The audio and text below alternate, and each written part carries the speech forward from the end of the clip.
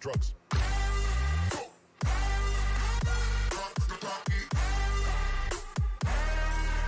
See your girl in the park.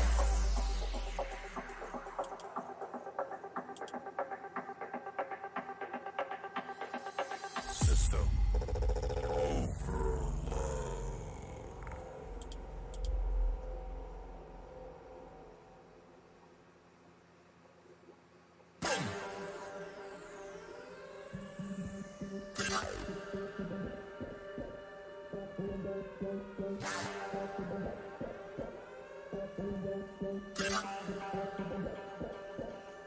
overload.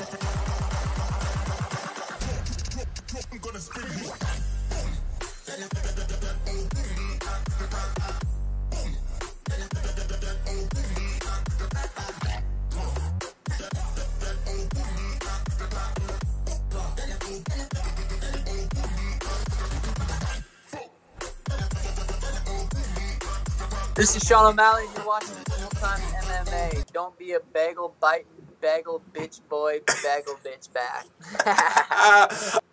What's going on, Full-Time family? It's time to start the show. We got a lot to talk about. We got a new segment. We're going to try it out here. If you like it, take it. If you don't, send it right back.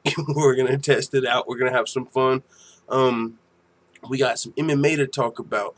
A lot of, we're going to recap UFC 228, the night that was Saturday. Talk about what's next for some of the winners and losers. Talk about Snoop Dogg versus Darren Till. Might have to bring the fantasy fights back for this one. Darren Till responding to Snoop Dogg. That's fun. So, we got a lot to talk about. It's going to be a fun show. UFC 228 was a great night of fights. Better than anybody could have expected. Even with the loss of the second title fight, it was just insane. So that was a great night of fights. We're going to talk about that.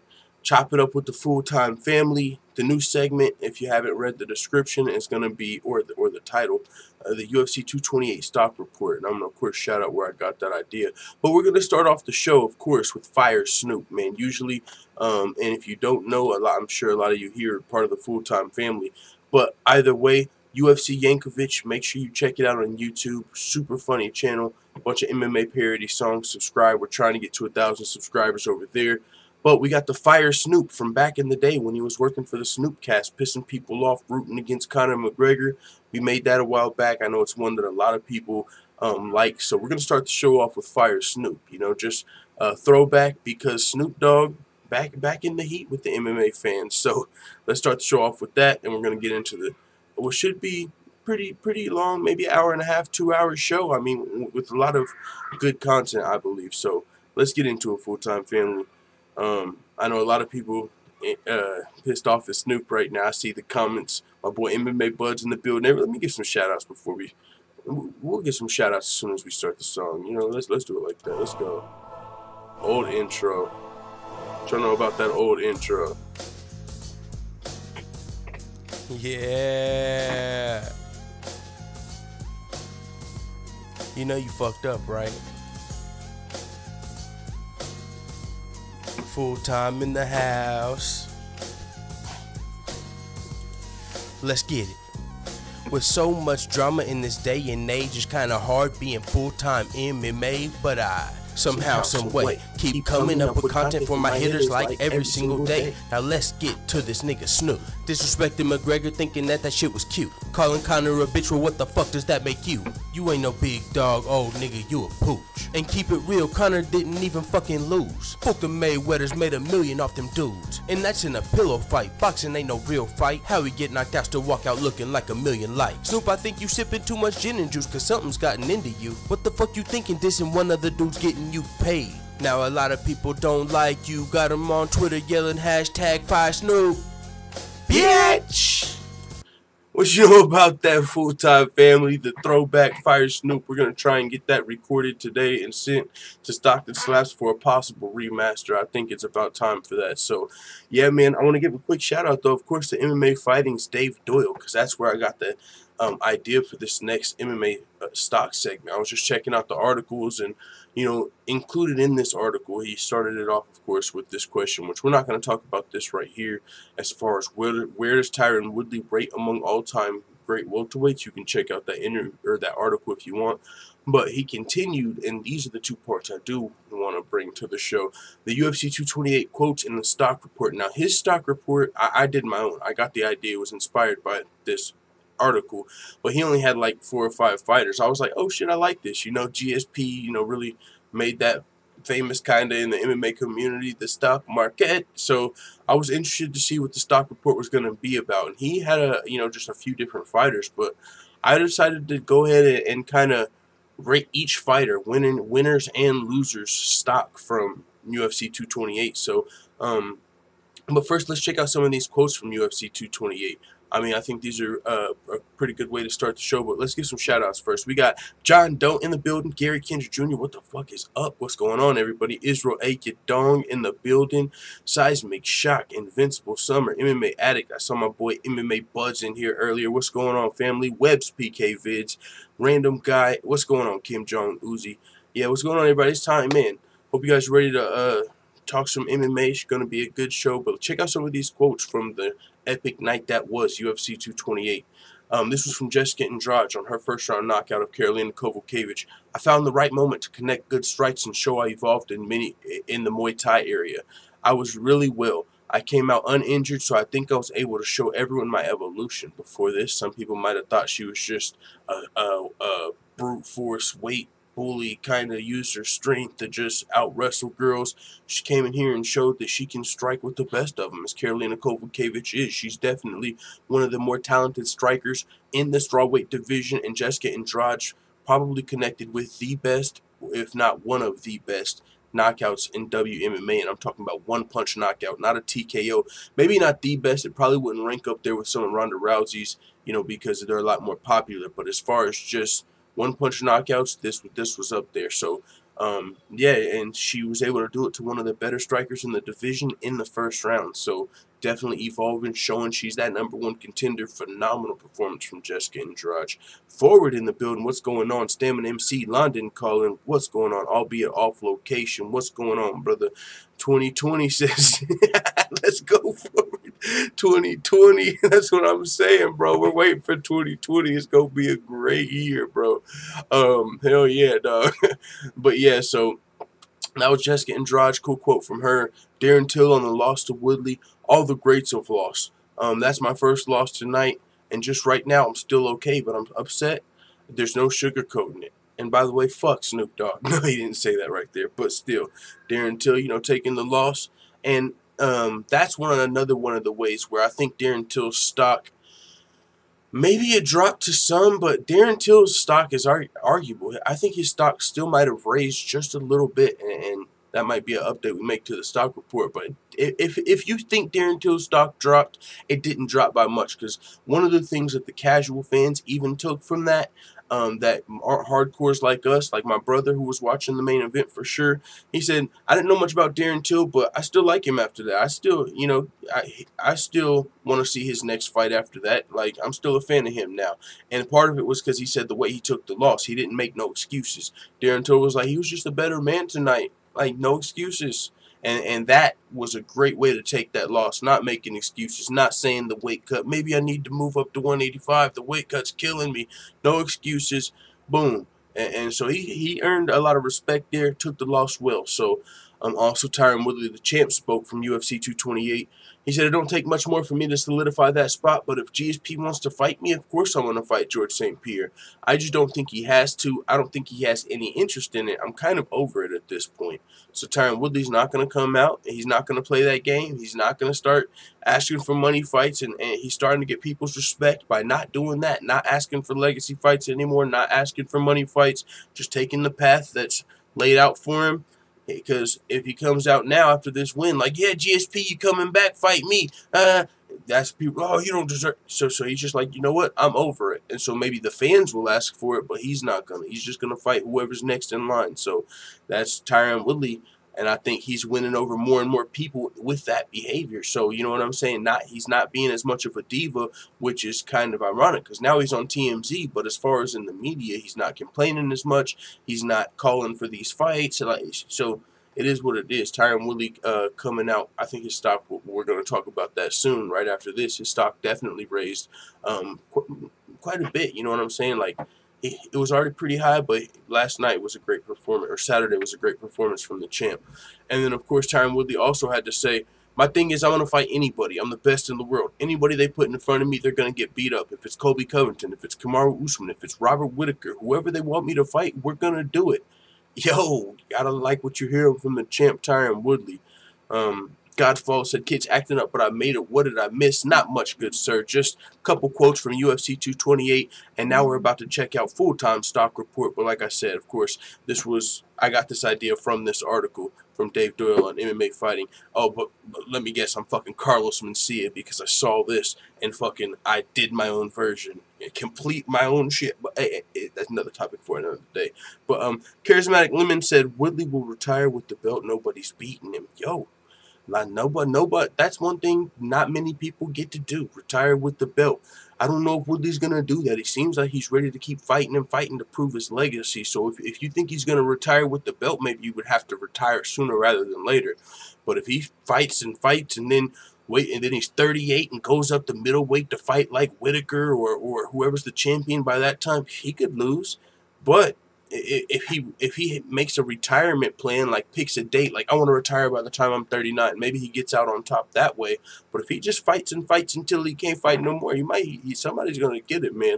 And I was watching an Ariel Helwani MMA show on Twitter today, and on the side you can see like the live chat while it's going, like the people live tweeting. Someone was doing polls, and they said, who do you think wins out of Woodley and Covington? Like 72% out of 50 votes were already up for Woodley. I was like, yo, Woodley definitely won a lot of people over last night. But I said this before the Till fight. Covington provides some problems. Usman provides some problems for Woodley. But we've seen Woodley conquer every challenge so far. We've seen Woodley now fight.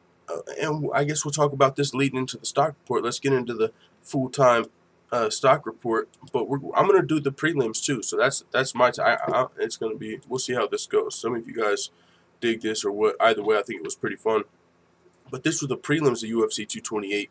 Let's put those on the screen first, just so you can see the results and whatnot. I mean, you can pretty much tell from the way their stock's going. But of course, this was the night that was UFC 228, the fight card. You had the Monkey got Jared Brooks taking on Roberto Sanchez. Irene Aldana, Lucy Pudilova, Jim Miller, Alex White, Diego Sanchez, Craig White, both the Whites taking losses to the vets. Charles Byrd, Darren Stewart, Jeff Neal, Frank Camacho, Aljamain Sterling, Cody Stamann, Carla Esparza, Tatiana Suarez. But yeah, man. So yeah, let's get into this. I made this up today. So this is just my take on how people stock like the individual fighters. Like Jared Brooks, I think his stock rose more than just a win because he took this fight on short notice and he's a wrestler. And even though it was a split decision and that's not going to look great when you look back on it, it was a much needed win because he was on a 2-fight losing streak. And also he took it on like 7 days, really short notice. Plus he fought a really talented submission artist and he's a wrestler. Sanchez had 8 wins, 7 of those were submissions. So the fact that Jared Brooks was able to control him and win the fight in the fashion that he did, I think his stock rose. And the fact that he needed the win, it's going to keep him in the UFC. His stock rose that much more. So really big win, I think, actually for Jared Brooks. Usually, and just to scale, since this is the first time, normal is probably just one green arrow up, that's your stock rising, but nothing crazy. 2, you had a great night, great for your career, great for your future. 3 is almost like a star is born, like keep your fucking eye on this dude after this performance type shit. So that's kind of what this is. Full-time pick and Rockhold to beat Weidman, it's official. Now it is official. The UFC announced this shit, so now ain't no more. Well, it's being worked on. You know what I'm saying? This is official. Well, I guess the UFC on one social media account might have announced the Costa versus Romero fight too, and that wasn't. So this one I do think is going to happen. The Rockhold versus Weidman at MSG, it does seem to be official. But yeah, so Irene Aldana, Lucy Pudilova. Lucy Pudilova lost the fight, but I don't think she lost much stock because it was a great performance. Irene Aldana, great performance. She showed she can stay in there with a great striker, Lucy Pudilova, win a tough, gritty fight. Both of these girls showed their heart. I mean, maybe you could argue Lucy Pudilova gained a little stock, but since she lost the fight, I say she just lost a little bit. Another loss on her record, but it is what it is, you know what I'm saying? Really, Irene Aldana stood out. That could have been fight of the night early on. A lot of people were saying it for sure, leading up to probably the Jeff Neal Frank Camacho performance. I mean, that was one of the contenders for fight of the night. So great performance by Aldana, great win from her. Jim Miller versus was he fighting Craig or Alex White? I'm getting those guys confused because they're both, relatively, I don't want to say unknown. One of them has 4 UFC fights, but relatively unknown. Jim Miller beat Alex White. I don't think any one of their stocks got too crazy. Jim Miller's stock, he definitely needed the win, so his stock went up. He was on like a 4-fight losing streak. And you know what I'm saying? Much needed win. I didn't know if he was going to be able to do it. Came in as the underdog. He got the submission in the first round, which he's definitely talented with submissions. But the reason I would say his stock doesn't raise too much here is because he's still, you know, like 35, 36 years old, up there in age, and the guy that he beat doesn't have much name value. You know, it's not like, oh shit, Jim Miller just came back and beat fucking Dustin Poirier. Oh shit, like, you know, so the guy that he beat, it's not like he really rings bells. So he just really got a win that he needed to stay on track and potentially even stay in the UFC. So not crazy. I don't think his stock would raise that high in this fight. And Alex White, I mean, he was relatively, I mean, in the UFC, he was coming off of a loss to James Krause. He had 4 fights in the UFC before this. Lost to Jim Miller, lost some stock, of course, because people expected him to win that fight. But nothing crazy, because it's still one of the most experienced fighters he's fought to date. You know, as far as name recognition, this is the biggest name on his resume, likely. So losing a fight to Jim Miller is not the craziest thing in the world to have on your resume. So nothing crazy there. Diego Sanchez and Craig White, pretty much more of the same. Now, Craig White, you'll see he has 2 arrows down, because I think his stock actually, you know, dropped pretty. He needed that win, for one, because this was his second fight in the UFC. He lost his debut on short notice against Neil Magny. Don't lose a lot of stock on that, right? You stepped in against a top contender on short notice, top 10, top 15 ranked guy, short notice, helped save the card. You know, you don't lose no credit. You gain, even though you got finished, it is what it is. We want to see you back. He came back and he was fighting Diego Sanchez, and he's a finisher. He's a dangerous guy. But and he already had a record of, I believe, 14-8 before this. And so now he's 14-9, which is not a pretty record. So that made his stock 15-8 looks a lot better than 14-9. You know what I'm saying? And so that doesn't look good. You lost a fight. You were the favorite against a vet that, you know, was able to just grind you out. So you're going to have to work on that. Not a great record. Are you even going to get another chance in the UFC, losing both your fights? Maybe he gets one more fight, but yeah, he's if he's not out of the UFC after this performance, maybe he gets one more chance, maybe. But yeah, I think his stock, it definitely wasn't great for him last night. He got controlled by Diego Sanchez, who had been knocked out in 3 of his last 4 fights, but he's still the veteran, still got a lot of experience. So, you know, he was able to grind out Craig White and get that win. So big win for Sanchez, because he needed it, and it might get him a fight with Cerrone.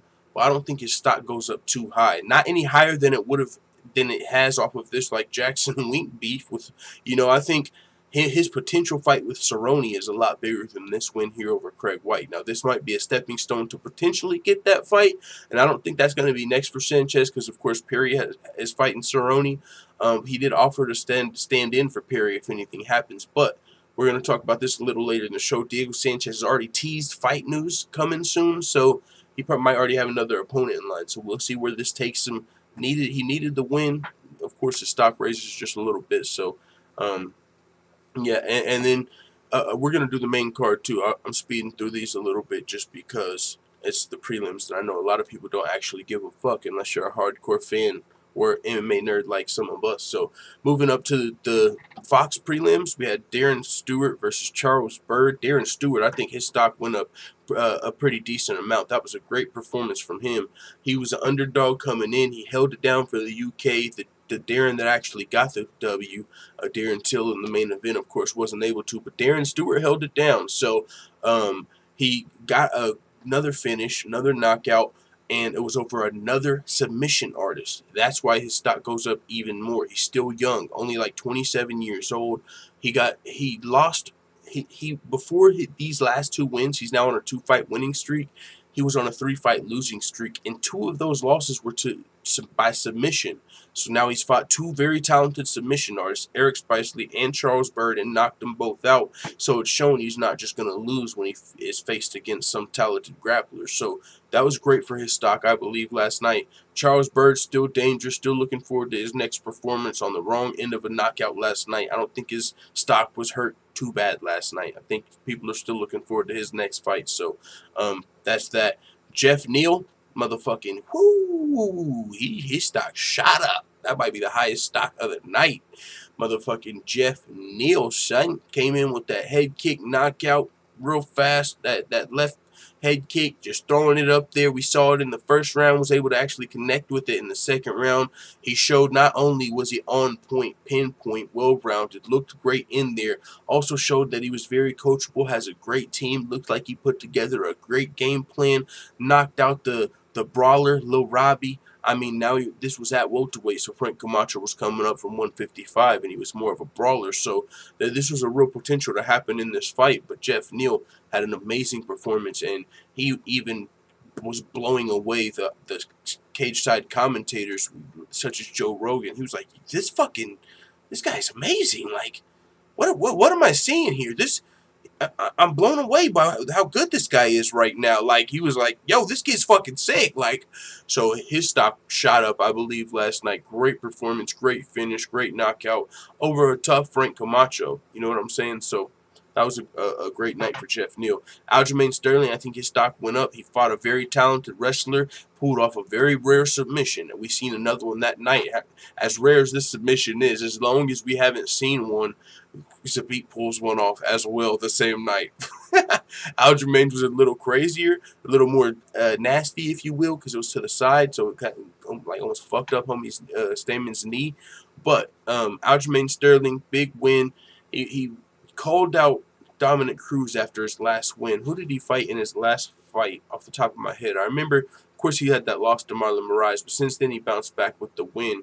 I remember off the top of my head, it was the Pikey Brett Johns. Aljamain Sterling beat him. Great performance. Came back. He called out Dominick Cruz. He's trying to get to the top to show he's one of the best bantamweights in the world, which I feel like he is very well-rounded, and he showed last night, even against a very tough wrestler, Cody Stamann, who only had one pro loss before that. Aljamain Sterling looked great. He's well-rounded, great wrestling background. He's got good striking, kicks, punches. He's got great kickboxing, great wrestling, and great jiu-jitsu. Aljamain's definitely one of the best fighters, on the wrong end of a couple split decisions and then the accidental KO. So he's got to be able to get those big fights, which he's calling for.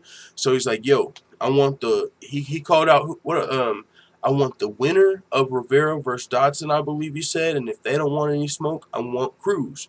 He's called out Cruz twice now, but Dominick Cruz, of course, vying for that title shot. So I don't know if Dominick Cruz is really trying to fight like a up-and-coming contender and risk that. It's one of those situations where it's a high risk, low reward, because Aljamain's very dangerous. So, he's going to be trying to get a higher ranked opponent. He looked great last night. Great submission against a talented wrestler. He's still very young. Just already could be competing with a lot of these top 5 bantamweights, and so I think that was great for him last night. Maybe probably convert anyone that was doubting him after last night. Probably knows Aljamain's on the way back up, at least to that top 5, top 10 spot, if he's not already there. I mean, shoot, after last night, yeah, he was ranked number 8 against ranked number 10. He's definitely coming back for that top 5. Might be able to get one of those wins, man. We'll see if he can get a fight. Jimmy Rivera, he's ranked number 5. He got a win last night. I'd like to see Sterling versus Rivera. Where that'd be fucking, woo, Madison Square Garden. I think Rivera's from Jersey. Sterling's from New York. He trains with Sarah Longo. Ooh, Madison Square Garden. They both got solid wins. Call me motherfucking full-time matchmaker, dog, because that's what we need to see. Rivera versus Dodson, UFC 230, Madison Square Garden. You can't make a better fucking fight for New York than that. Both top contenders. Aljamain called him out. Rivera, I'm sure he wants to get right back in there. I mean, he probably wants higher. They both probably want to fight Cruz.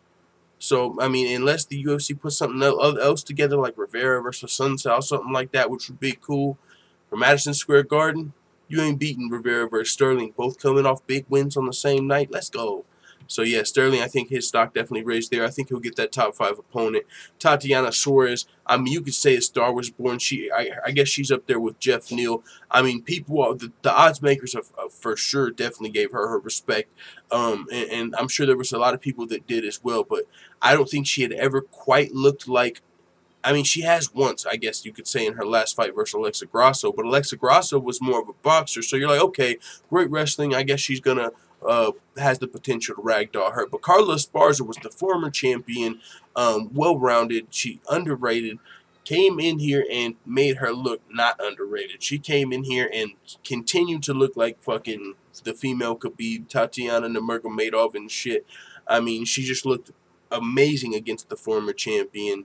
Just that now the fight I want to see. A lot of other people want to see Tatiana versus Joanna. We're talking about Tatiana versus Andrade. Like, let's fucking go. She's ready for that top spot. There'd be some great matchmaking right there, in my opinion. Rose Namajunas versus Jessica Andrade on the same card. Tatiana versus Joanna. Boom, boom. We're in there like swimwear. So Tatiana Suarez definitely fucking grade A++ less on that performance. Now, of course, we got the main card as well, full-time family. And after this, I'm going to get you guys' thoughts. But let me pull up the main card as far as the stock report is concerned. The full-time stock report. What you guys think about this little fancy segment? I sound like I know what I'm talking about, or I sound like I'm bullshitting up here. But yeah, no. So this was the main card. You can see same rating scale and everything. Let's pull up the full-time chat, see who's in here. Full-time family, what's going on? We got 34 people watching. What's going on, everybody? MMA Bud says, putting the Dodson on the pay-per-view was the worst part of the card. Otherwise, I loved it. Yeah, Dodson definitely. You see he's taking a hit. His stock dropped. I was like, fuck, dog. This is not a good look for Dodson. Gary Kendrick Jr. said, nice call out Sterling, but, you know, damn well Cruz ain't fighting neither one of those guys. He's a diva. Yeah, that's his second call out, but you know, he's on his heels, though. I'm glad. I like the call out. That's why I'm glad he made another call out. Like, I know this probably ain't gonna happen, but one of these motherfuckers better get these hands. Stamann MC, he should have fucked around, and if I was him, I would have cut 3 separate promos. You know what I'm saying? It would have looked crazy in the moment, but when the UFC cut it back, it would have looked sick. He should have went like, Dominick Cruz, I respect you, but I want to fight you. Your idols become your rivals. I want all the smoke. And then he should have like paused and said, also, if the winner of if the winner of Rivera and Dodson wants to fight me, I'm ready. So they could have used that for the commercial, and then I would have paused. Then I would have said, I file the sun's out. You know you don't want no smoke. You know, it would have looked crazy in the moment. But they could have cut that up, put the music behind it, and just used either one. You know what I'm saying? You got to be on it like you want it. That's all I'm saying. Cam Murphy says, what up, full-time? What's going on? Sister Quincy Pinola in the building. Nico Price versus Mickey Gall. That sounds fun. Tatiana, I must smash you, Suarez. Yo, send her location. That's all I'm saying. Given Surname says Woodley versus Whitaker is an insane fight if you think about it. Who Woodley might get fucked up? I don't know. I'm just saying. Woodley might. I don't know. That would be.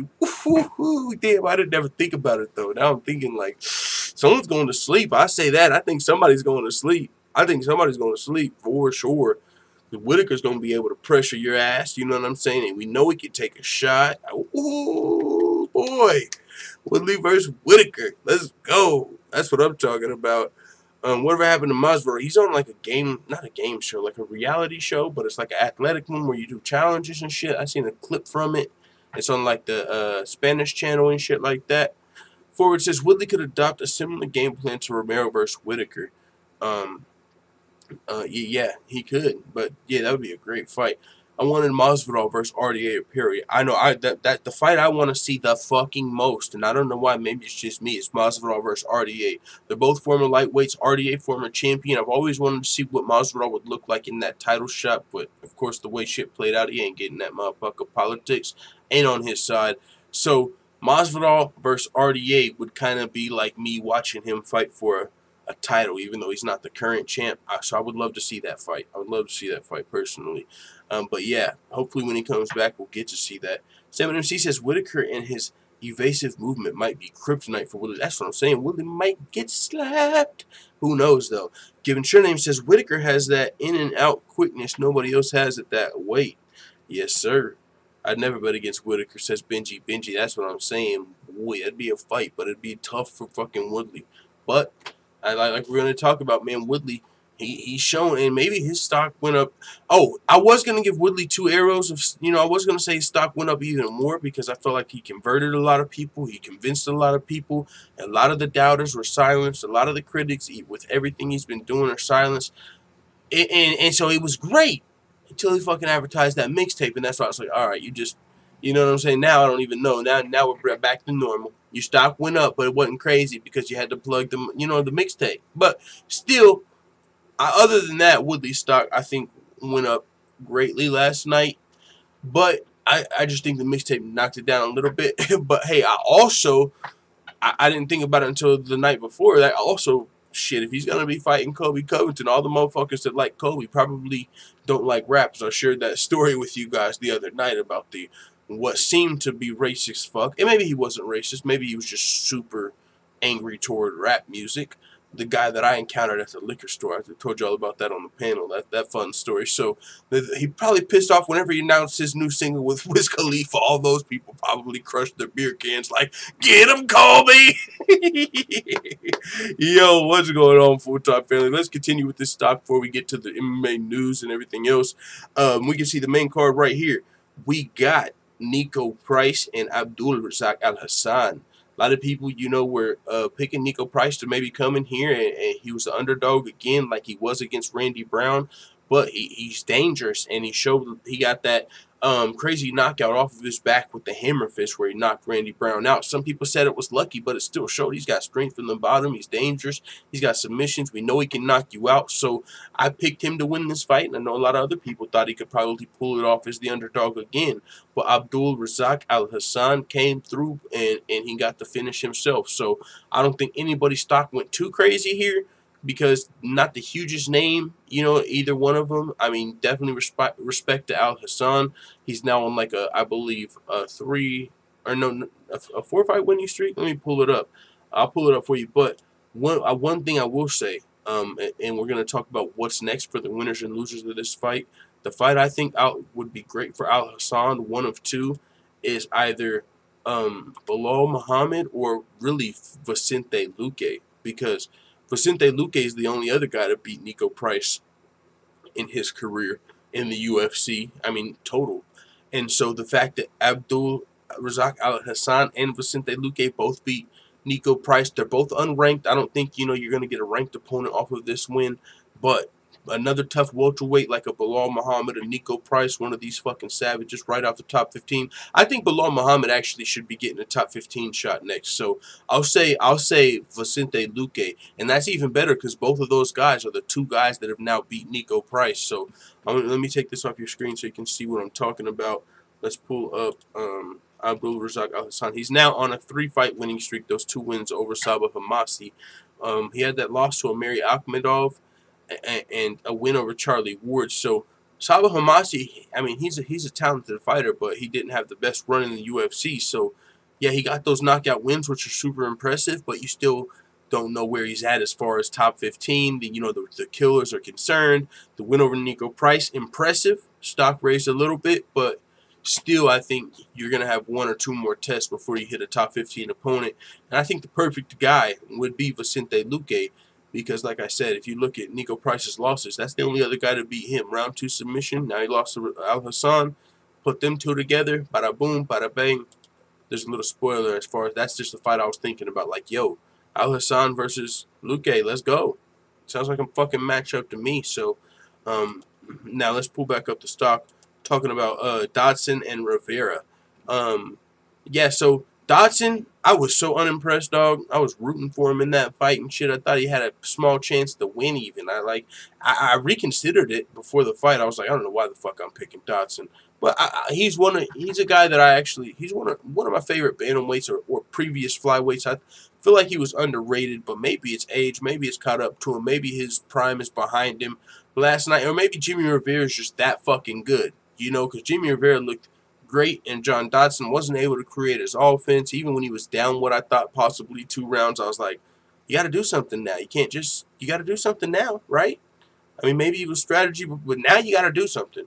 And it was just like, oh, come the fuck on, dog. Like, this is not cool. Maybe, I don't know. And then they came in with the Froven shit. I don't even know what the fuck that means. But, yeah, man, I had to give him the two arrows down because it was a little more than just... what this means to me is John Dodson will probably not be a champion in the UFC. You know what I'm saying? Maybe it just wasn't meant for him because now he's that much farther away.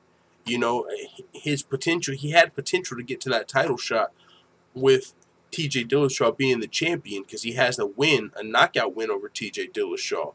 And so with that being said, if he could string together a couple wins over big names, Jimmy Rivera, and then one more win, he could be in line to fight TJ. He's got a knockout win over the current champ.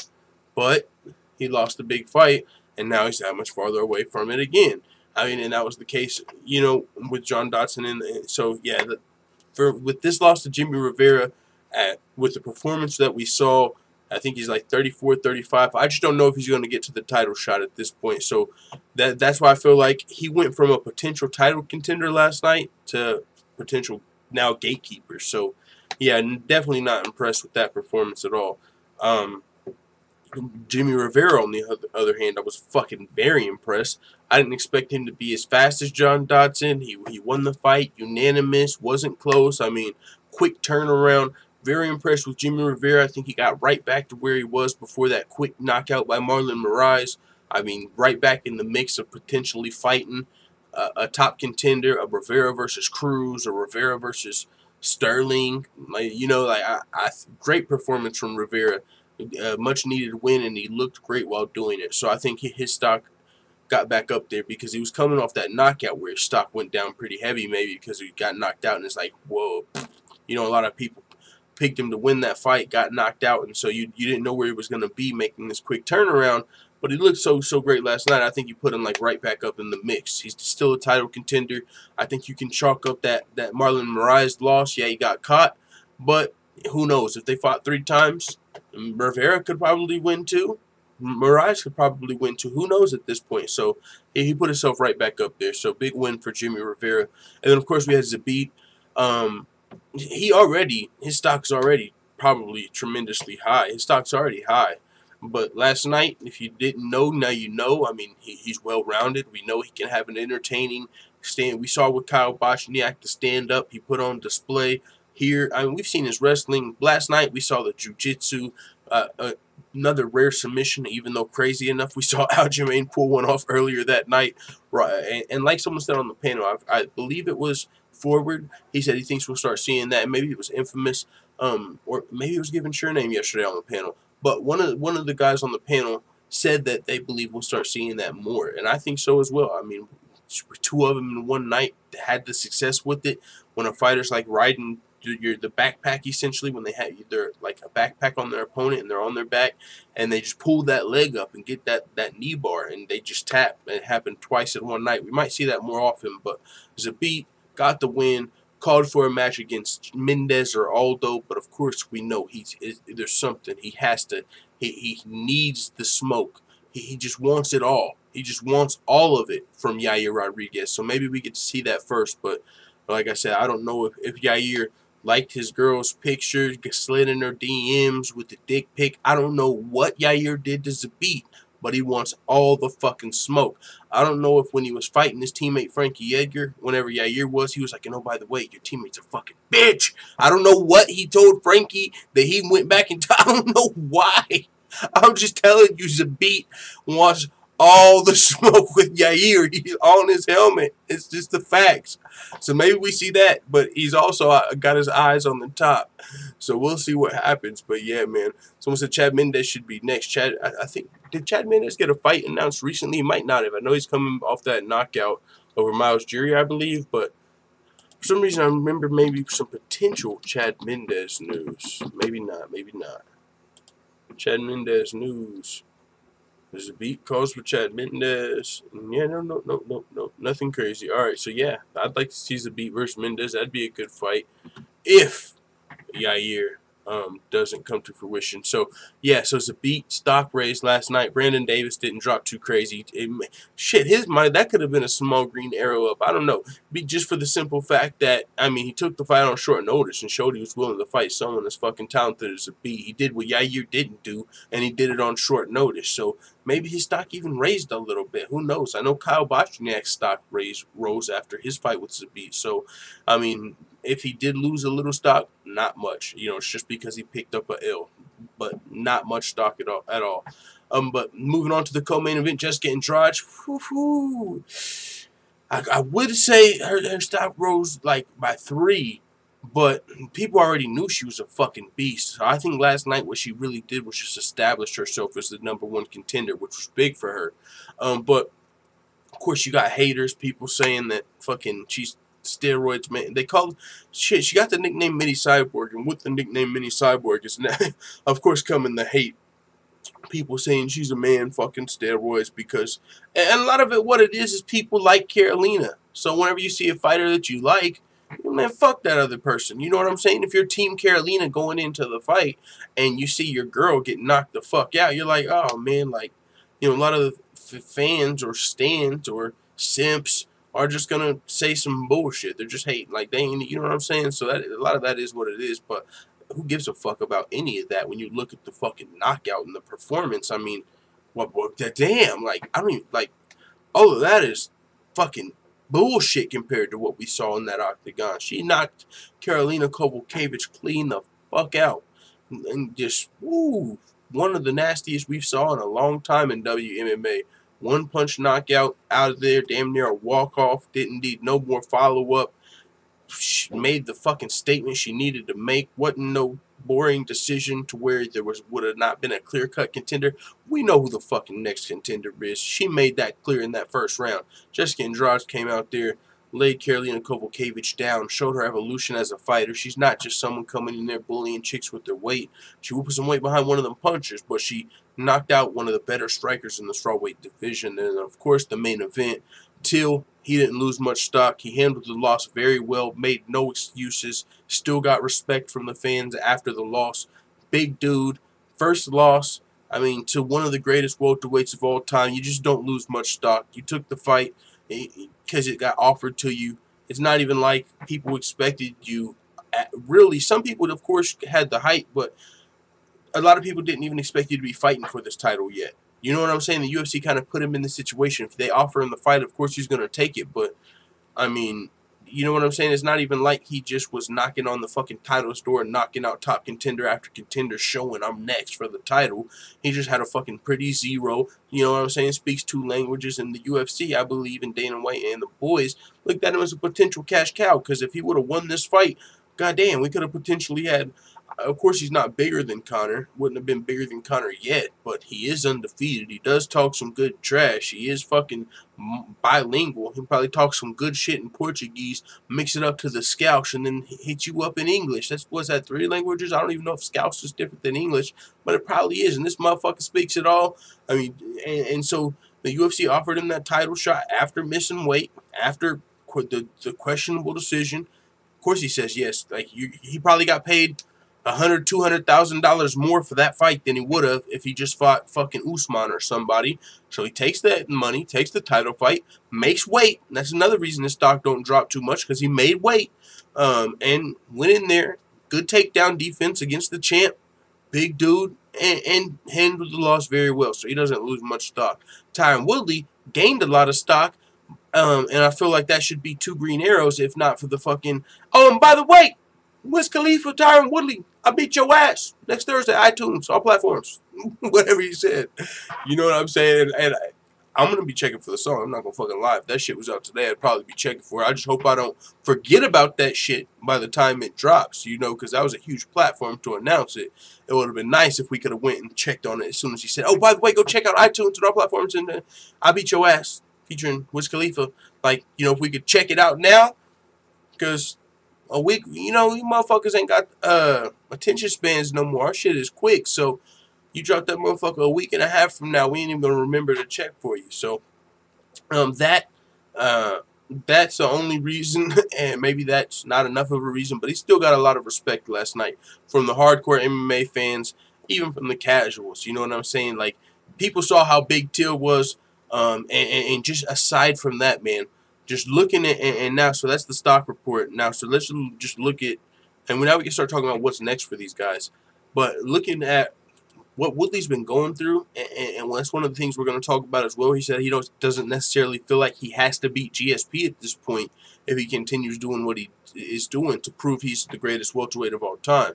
And I'm not going to fucking lie, man. If you look at what this dude has been doing, and like in a vacuum, like all the bullshit aside, like very fucking impressive, and you can't say this for many people. So I mean, for one, whenever GSP was defending the belt and being the champion in the UFC, Tyron Woodley was over in Strikeforce. And he also started a lot later. I mean, I was looking at that because it's time to start comparing these fucking legacies. So I was looking at both their careers on SureDog, and I'll pull them up right here. So Tyron Woodley, you know, he was over in Strikeforce for a lot. This is GSP right here. So Tyron Woodley, though, like, he was over in Strikeforce, you know, before they merged with the UFC. He was with Strikeforce all the way till 2013. And what's interesting, and I didn't know this because I hadn't been comparison legacies, is GSP, he had been kicking ass. That's fucking Tyron Woodley again because all them Strikeforce fights. GSP retired in 2013. Oh, shit. I swear to God I didn't do that on purpose. I didn't realize that. Whoa, dog. Whoa, I'm not putting that out there. I'm just saying Tyron Woodley came to the UFC in 2013. GSP retired in 2013. Whoa. I never did that timeline comparison. But what I'm saying is they couldn't fight because Tyron Woodley was in Strikeforce. GSP was in the UFC, so they couldn't fight. That's what I'm saying. And Strikeforce did have some tough guys. Tyron Woodley wasn't over there fighting scrubs in Strikeforce, you know what I'm saying? Tarek Saffiedine, Paul Daly, Jordan Mean didn't lose till he got to the title fight against Nate Marquardt where he got knocked out. But I'll tell you 100%, go back, watch that fight. It's a brutal fucking knockout of Tyron Woodley if you want to see that. But you'll also see Nate Marquardt. There was no motherfucking USADA. And tell me right now, do you think Nate Marquardt could beat Woodley today? Fuck out of here. So yeah, he lost. He got knocked out. He took that lump. Then they moved to the UFC. GSP retiring soon. You know it is what it is. But Tyron Woodley comes to the UFC. He loses a split decision against Jake Shields. Not dominant by any means. I have to go back and watch it. Maybe it's one of those ones he felt like he won. Who knows? Lost the split and then lost a decision to Roy. Now, that's the 3 losses of his career. And if you look at GSP's career, you could say he has 3 losses. Of course, one of them went his way, so it's not an official loss, that Johnny Hendricks fight. But he has 2 losses on his career. GSP does. One to Matt Hughes, one to Matt Serra. So if you look at their resumes, GSP, of course, has more wins. But what Woodley's been doing lately, I mean, since that loss to Rory McDonald, he beat Kelvin Gastelum, who missed weight by 10 pounds, and then gave him his money back. He knocked out the brawler, Ruthless Robbie Lawler. He outsmarted and beat Stephen Wonderboy Thompson, the dangerous counter striker, beat him.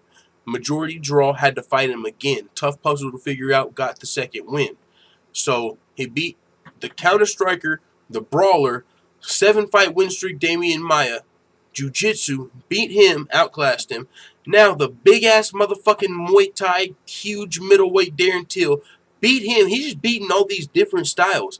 Brawler, fucking overweight Gastelum, boxer, fucking karate master, jiu-jitsu, motherfucking Muay Thai. He's just beating all these styles, and it's like, we keep denying him, but it's just fucking impressive, and that's why he's just convincing more and more people, I think. Now, one of the challenges he hasn't had the best fucking success against is the wrestlers, right? Roy McDonald, great wrestling. Jake Shields, split decision. Josh Koscheck has great wrestling, and he knocked him the fuck out. He can beat a wrestler. He can beat you with some good wrestling. Don't get him fucked up just because he's lost to him. But I'm just saying, Covington and Usman are new challenges. Aside from all the challenges he's already faced, the overweight boxer, the fucking brawler, the karate, the jiu-jitsu, the Muay Thai. Now it's going to be the wrestling. He's all these fucking styles. And you know what I thought of as a coincidence? It's a coincidence his nickname is the Chosen One. Because now we're comparing him to GSP, right? Like, who's the GOAT? Who's the GOAT? Who else is the nickname? Who's the Chosen One? Who we compare to the GOAT? LeBron and Michael Jordan. LeBron's nickname is the Chosen One. We compare him to Michael Jordan. We almost got us one of these debates here, family. I mean, seriously. Tyron Woodley, the Chosen One. You look at his resume, it's extremely impressive, and it continues through the years. He never took no 4 years off, nothing like that. Just continued fighting, and it's just getting better and better and better and better, and it's becoming hard to deny. GSP was more back in the day, still beating the best guys ever, beating a lot of the top guys, but it was more before now. And another point on Tyron Woodley's side is sports get better. You know what I'm saying? The fighters of today are better than the fighters of yesterday. The top welterweight contenders of today are better than the top welterweight contenders of yesterday. Yes, fucking Nick Diaz and Carlos Condit and Jake Shields and Josh Koscheck and Dan Hardy, talented. BJ Penn, these guys fucking tremendous. But we're talking about 2018, mixed martial arts continuing to evolve every single fucking day. 5 more years have passed. The sport's getting better. Killers are changing. The tides are turning. And Woodley is still at the top. You know, a lot of these guys of yesterday, they're not here anymore. Woodley's still at the top. That's very impressive as well to still be here. You know what I'm saying? And then, I mean, if we could make this a debate, because if you wanted to, also, GSP came back to prove he's still at the top, but say what you want, he beat Bisping and he ain't fought no one else yet. So he's going for the legacy, which is the overall, you know, the biggest shit possible for his legacy, the 3 belts. But as far as just the welterweight legacy specifically, now if GSP gets the 3-weight legacy, that's a whole different legacy. He's still GOAT. You know, he's doing his thing for overall GOAT. But if you're talking about specific welterweight, Tyron Woodley's making a case. This almost feels like Jordan versus LeBron. GSP got a fucking amazing record. I don't think he lost any title fights. He's got the most title fights, right? I think that's like the most UFC title fights or whatever. That's the record he holds. Kind of like Michael Jordan. You know, he's got the better record if you look at it, kind of. But LeBron continues to prove himself and make it to the finals, win or lose, make it to the finals, do that. So, yeah, I mean, this is just a fucking debate. Tyron Woodley or GSP. Of course, the casual fan, if you ask, they're going to say GSP because he's the most popular. He's the biggest. Even some hardcores. Even the hardcore fans are going to say GSP. Some of them. But Woodley's making this case, and I think there's a great argument to be had. Honestly, Tyron Woodley, you can make the case today that he's the greatest welterweight of all time. You can make the case and have a great argument. Of course, people don't like him as much, so people are going to fight you on it, and they got a great case with George St. Pierre. But for every point you would make for GSP, I could give you a counter argument for what Woodley's been doing. And I mean, fucking, who's the greatest welterweight of all time? And by the way, these guys are active. It ain't like LeBron James is going to play against Michael Jordan, you know what I'm saying? And I'm fucking 1v1 for one end. That's a team sport. What are they going to do, play a 1v1 for us to see? Like, that don't tell us much. These guys are both still active right now. We can figure out who's fucking better right now. In the cage, LeBron or Jordan, put it in there. Single, but, you know, GSP, of course, I don't like what, you know, people, he probably don't want to do that right now. It doesn't make the most sense. High risk, you know, risking your welterweight legacy, so probably don't even want to get in there. So what does that mean? I don't know. Interesting. But yeah, full-time family. So Woodley, great win. Darren Till. I mean, what's next for Woodley? It's whatever. Probably Covington. Madison Square Garden needs a main event. That's a big fight. Woodley just had a great performance. Kobe Covington talking a lot of shit. Oh my God, this was one of his best interviews yet today on Ariel Helwani's MMA show. I was laughing throughout it. I know my boy Stamann was dying and cringing throughout it. He fucking hates Kobe Covington. But I'll say this. He said he was talking about Tyron Woodley, like, you know, a lot of the shit he's saying, a lot of it's bullshit. You know, taken away from Woodley's performance, whatever he's saying, a lot of it's bullshit, but it's just the funniness, like the comedy in it. He said this line, I couldn't even. He was like, Tyron Woodley's talking about he might have got injured in the fight. He might have hurt his thumb. You know, his thumb might be injured. Take an Advil, bitch! I was like, what the fuck? What? He just blurted it out. Take an Advil, bitch! Oh, what the fuck? Like, what? Like, I just couldn't. I'm like, this guy's fucking... Oh, shit, son. And like, this shit is, like, turning into full-out... I think he said something like Tyron Woodley is with Crooked Hillary, and, you know, of course, we know where he said he's a huge fan of Trump. He said he's, like, his biggest fan. Like, seriously, this one's political. You know how McGregor and Khabib is fucking getting political? You know what I'm saying? Like, Putin, McGregor's with Putin, fucking Khabib is with the people over there in Russia. This one is, too. It's motherfucking the Bims versus the Reps over here. Fucking Woodley versus Covington. Like, fucking, you know what I'm saying? Like, holy shit, what is going on? Like, Yeah, a lot of the shit Kobe Covington says is bullshit, but it's funny, and I'm a fan of comedy, and so I laugh, and it is what it is. Take that how you will. But he said, fucking, he's talking about his thumb might be hurt, his thumb might be injured. Take an Advil, bitch! I was like, what the? Like, he just blurted that shit out. But yeah, so what's next for Darren Till? Could be Usman. I think we will likely see Lawler versus Wonderboy. I would say one of them. That's potential. But yeah, a top contender. If he's gonna stay at welterweight, I think he stays at welterweight if he wants champion. He made the weight, and if he wants to be a champion at multiple weight classes, I think he has the potential to be a welterweight champion. Was it gonna be yesterday? Probably not. He's got time. He's still young. He lost to one of the greatest welterweights of all time.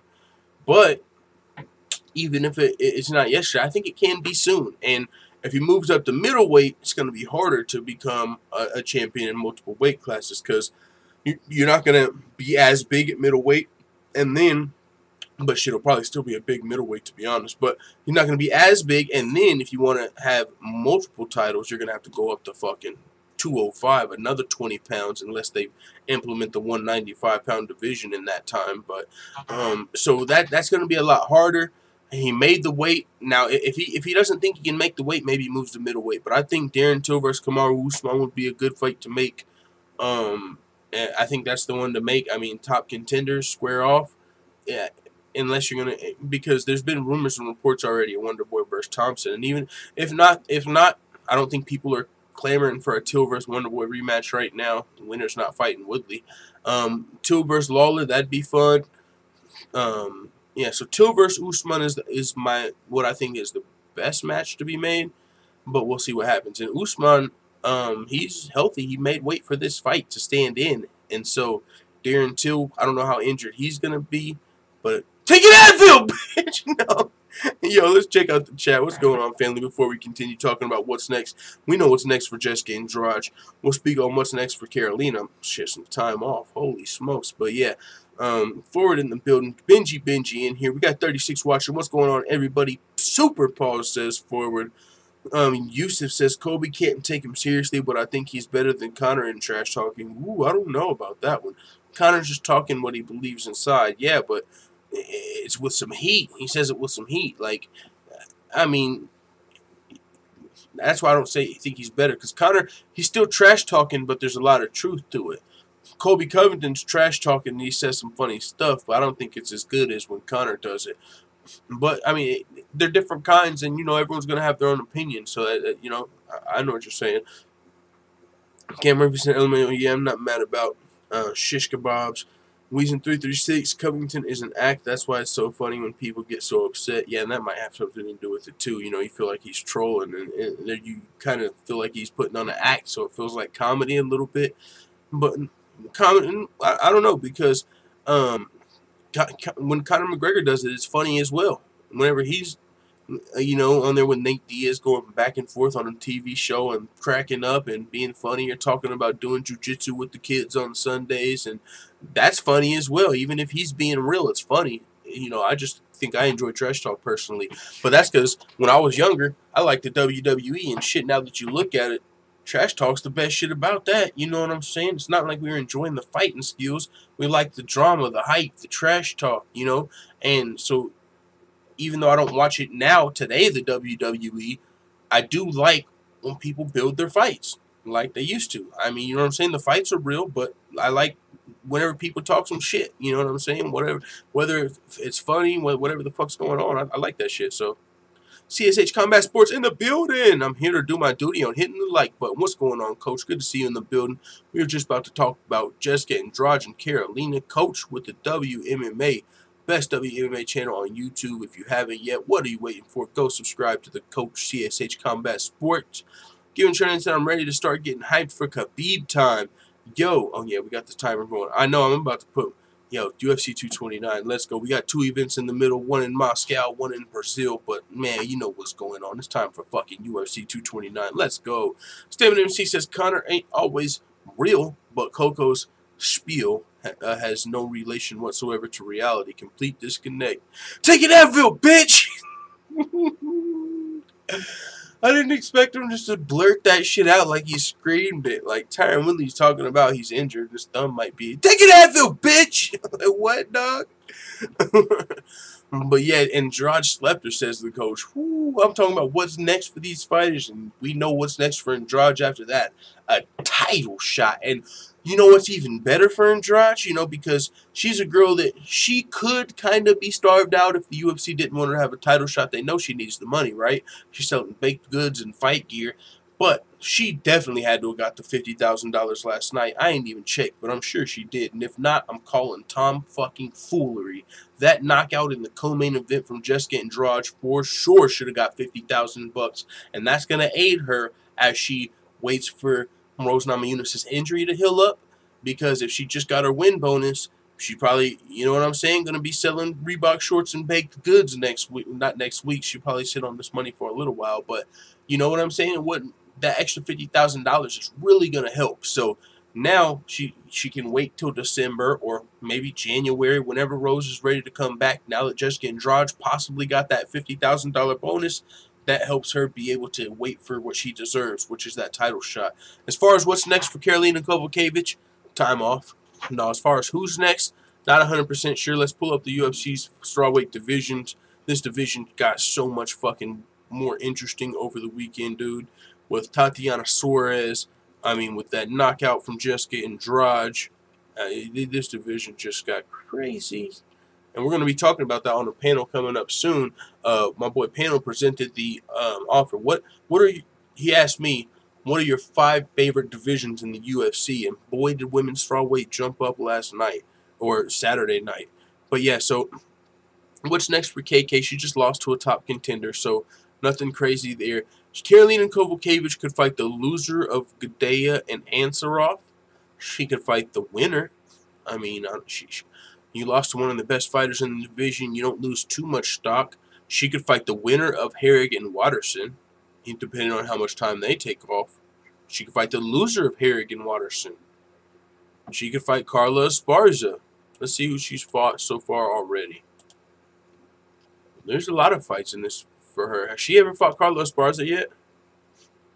Karolina Kowalkiewicz versus Carla Esparza. They both got fucking cleaned up on the same night. You know what I'm saying? That's a fight. Both the losers, give them some time, come back against each other. Carla Esparza, Karolina. It's a fight we haven't seen. Boom. That's a nice one. They both get time to heal up, come back. One of them's winning. One of them's losing. So there's one. A lot of fights in this strawweight division. This division's looking fucking great right now. No pun intended, with Mackenzie Dern sneaking back into the top 15. Weezing336 says, Tatiana's awesome. That's my girl. MMA Buds, 155, 165, 175. Women's 125, men's 135. Those are your top 5 favorite divisions. Well, 165 and 175 aren't there yet, but I know you definitely want them. I would have said or unless you're talking about outside of the fucking UFC, I would have said men's 145, but we got a hold up at the moment. Yeah. Men's 145 for the moment. Yeah, I'd probably put that one on hold for sure. Good point.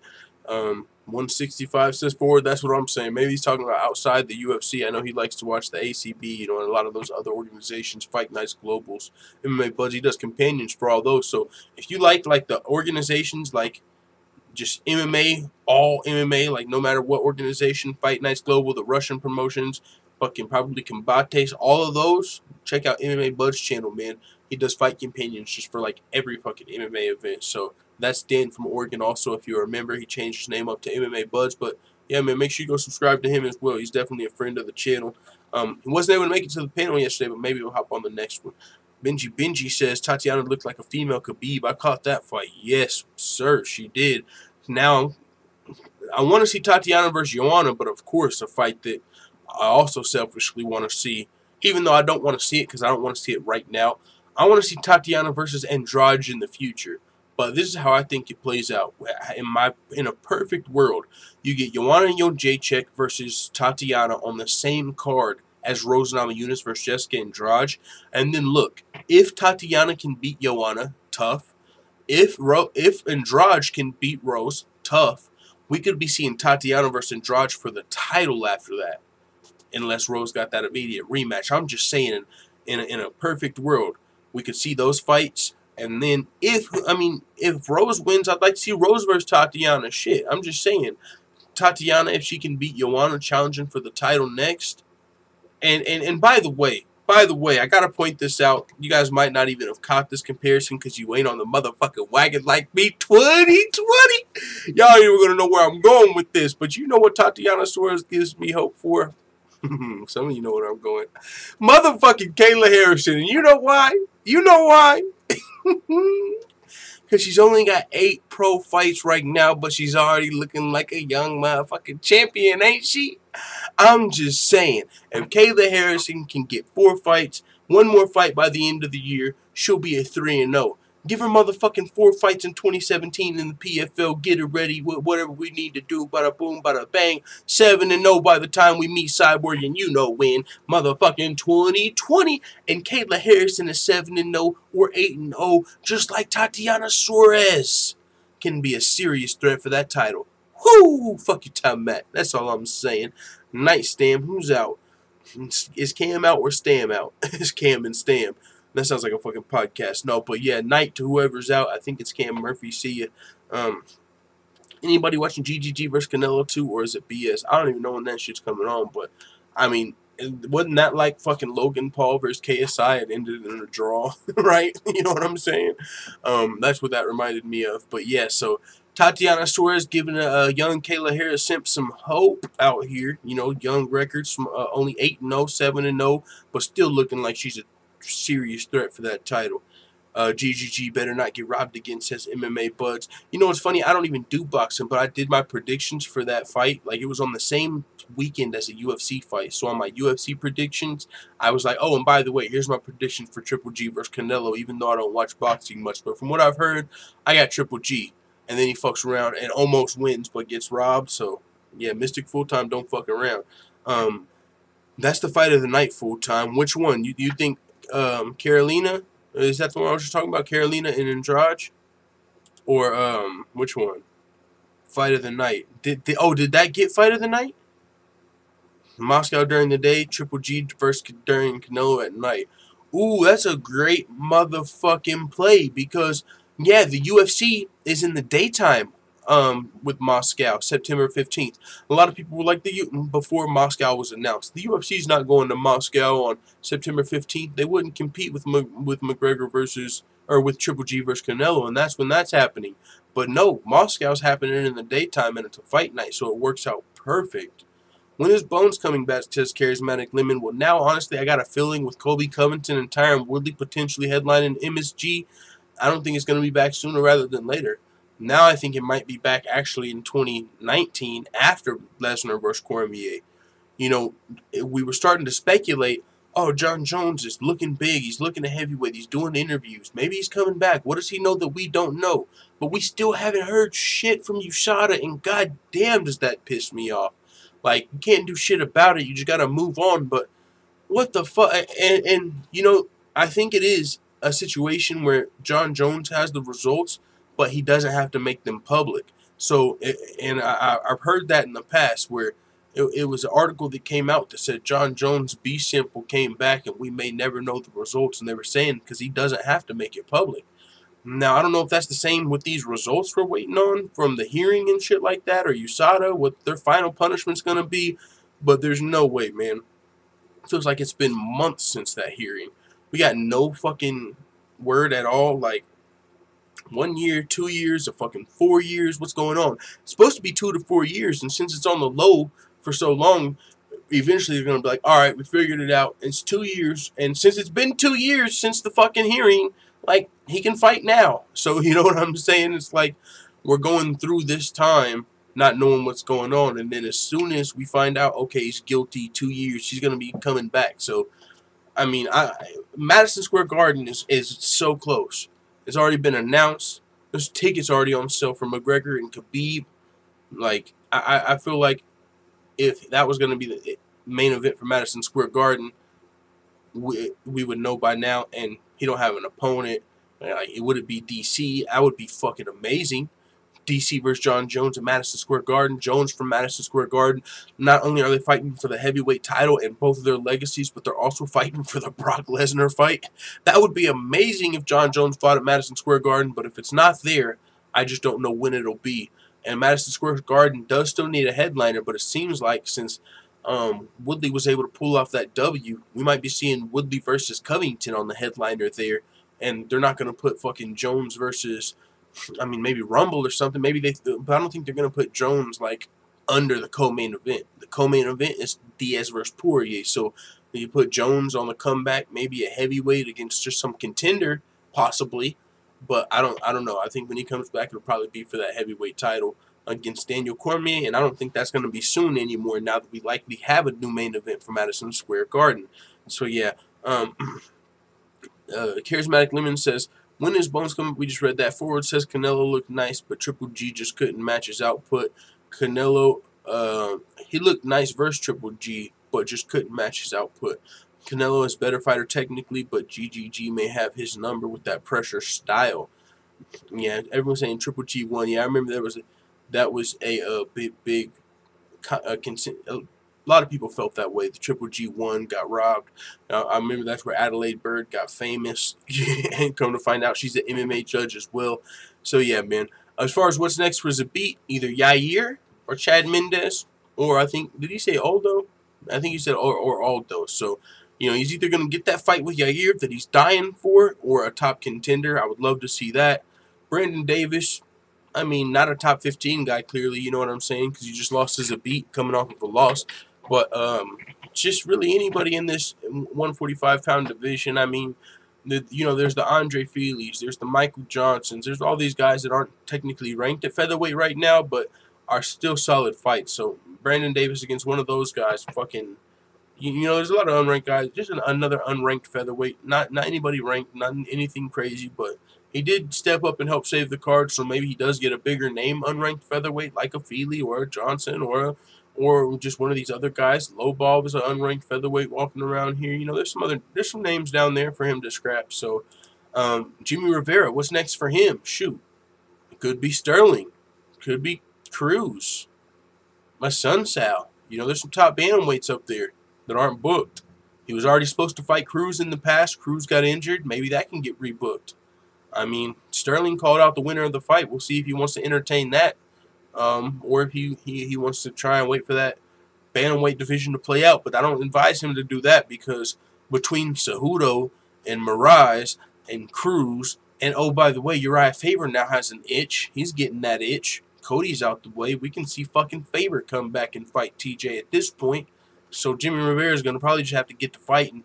I don't see him getting squeezed in there for that title anytime soon. So maybe Aljamain, if not one of those top-ranked guys that I'm sure he wants.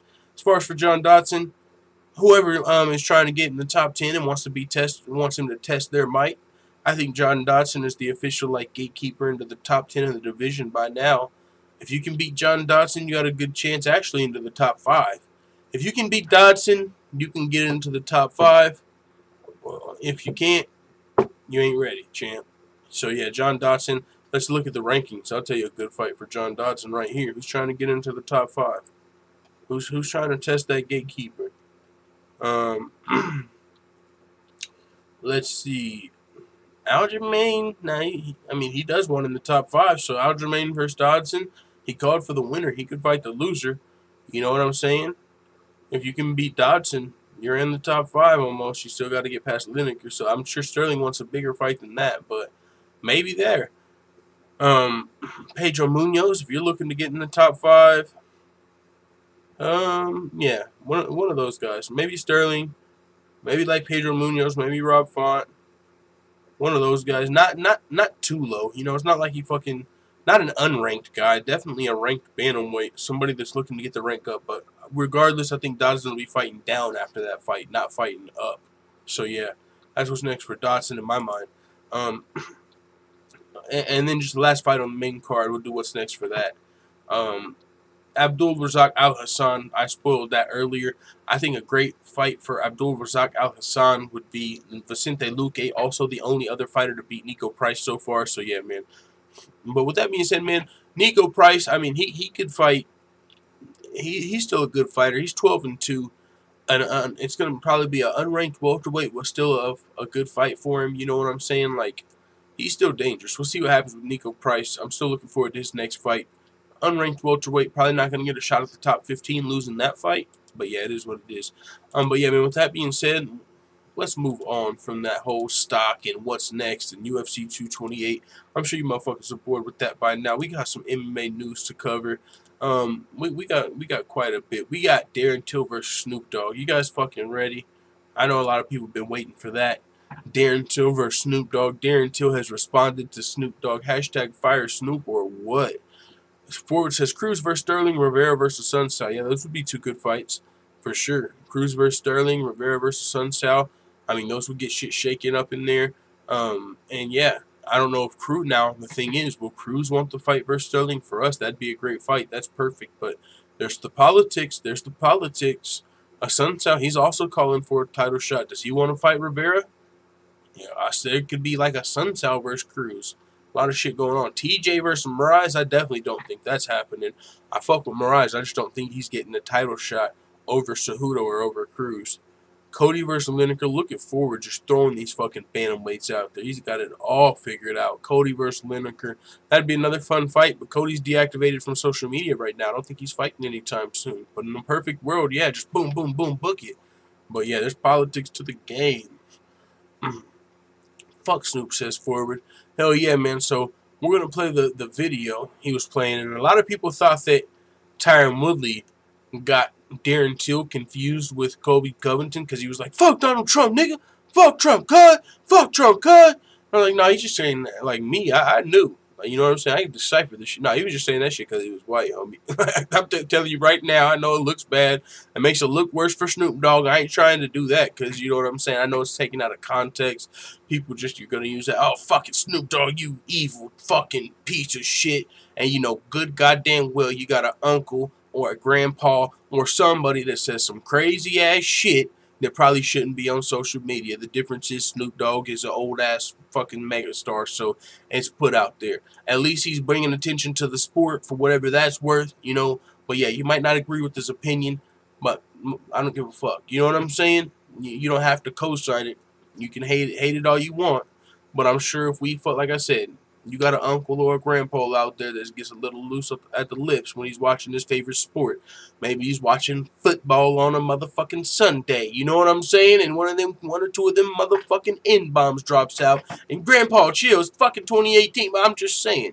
You get the point. But here's what he had to say. Yeah, the gorilla that ran up on King Kong, Tyron Woodley. Beat his ass. Fuck Donald Trump. Fuck Donald Trump. Beat his motherfucking ass. Fuck Donald Trump, nigga. Beat his ass.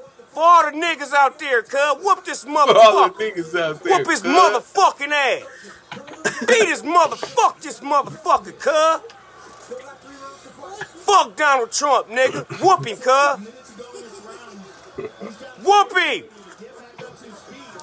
Whoop him, cuz. Choke the dog shit out of him. It's the dart. They call this the dart. Tap this nigga out. Tap his bitch ass out, nigga. Yeah, nigga. Black Panther, nigga. Wakanda. Tap out, nigga. Wakanda, nigga. Wakanda forever. Fuck Donald Trump, nigga. You ain't no gorilla, nigga. You's a fucking ding-dong.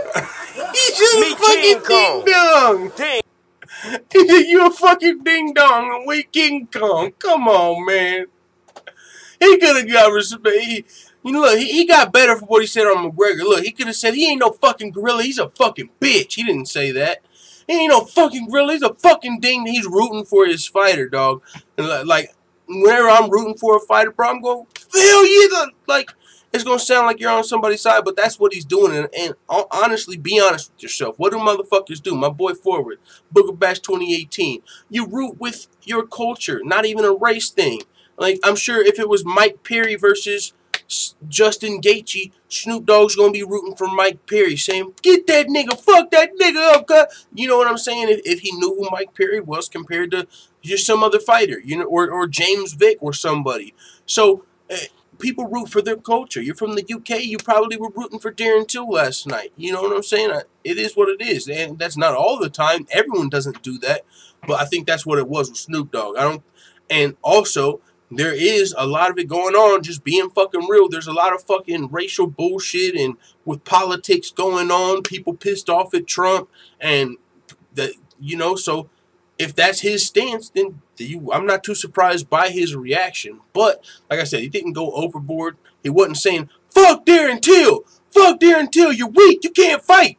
He was taking out his anger with the president. You know what I'm saying? And he wasn't saying, fuck Darren Till, you fucking bitch! You're on the ground! You fucking for Tyron Woodley, you thought you could fight? You can't fucking fight! For you bitch! No. He was saying, fuck Donald Trump, cuz! Fucking ding-dong!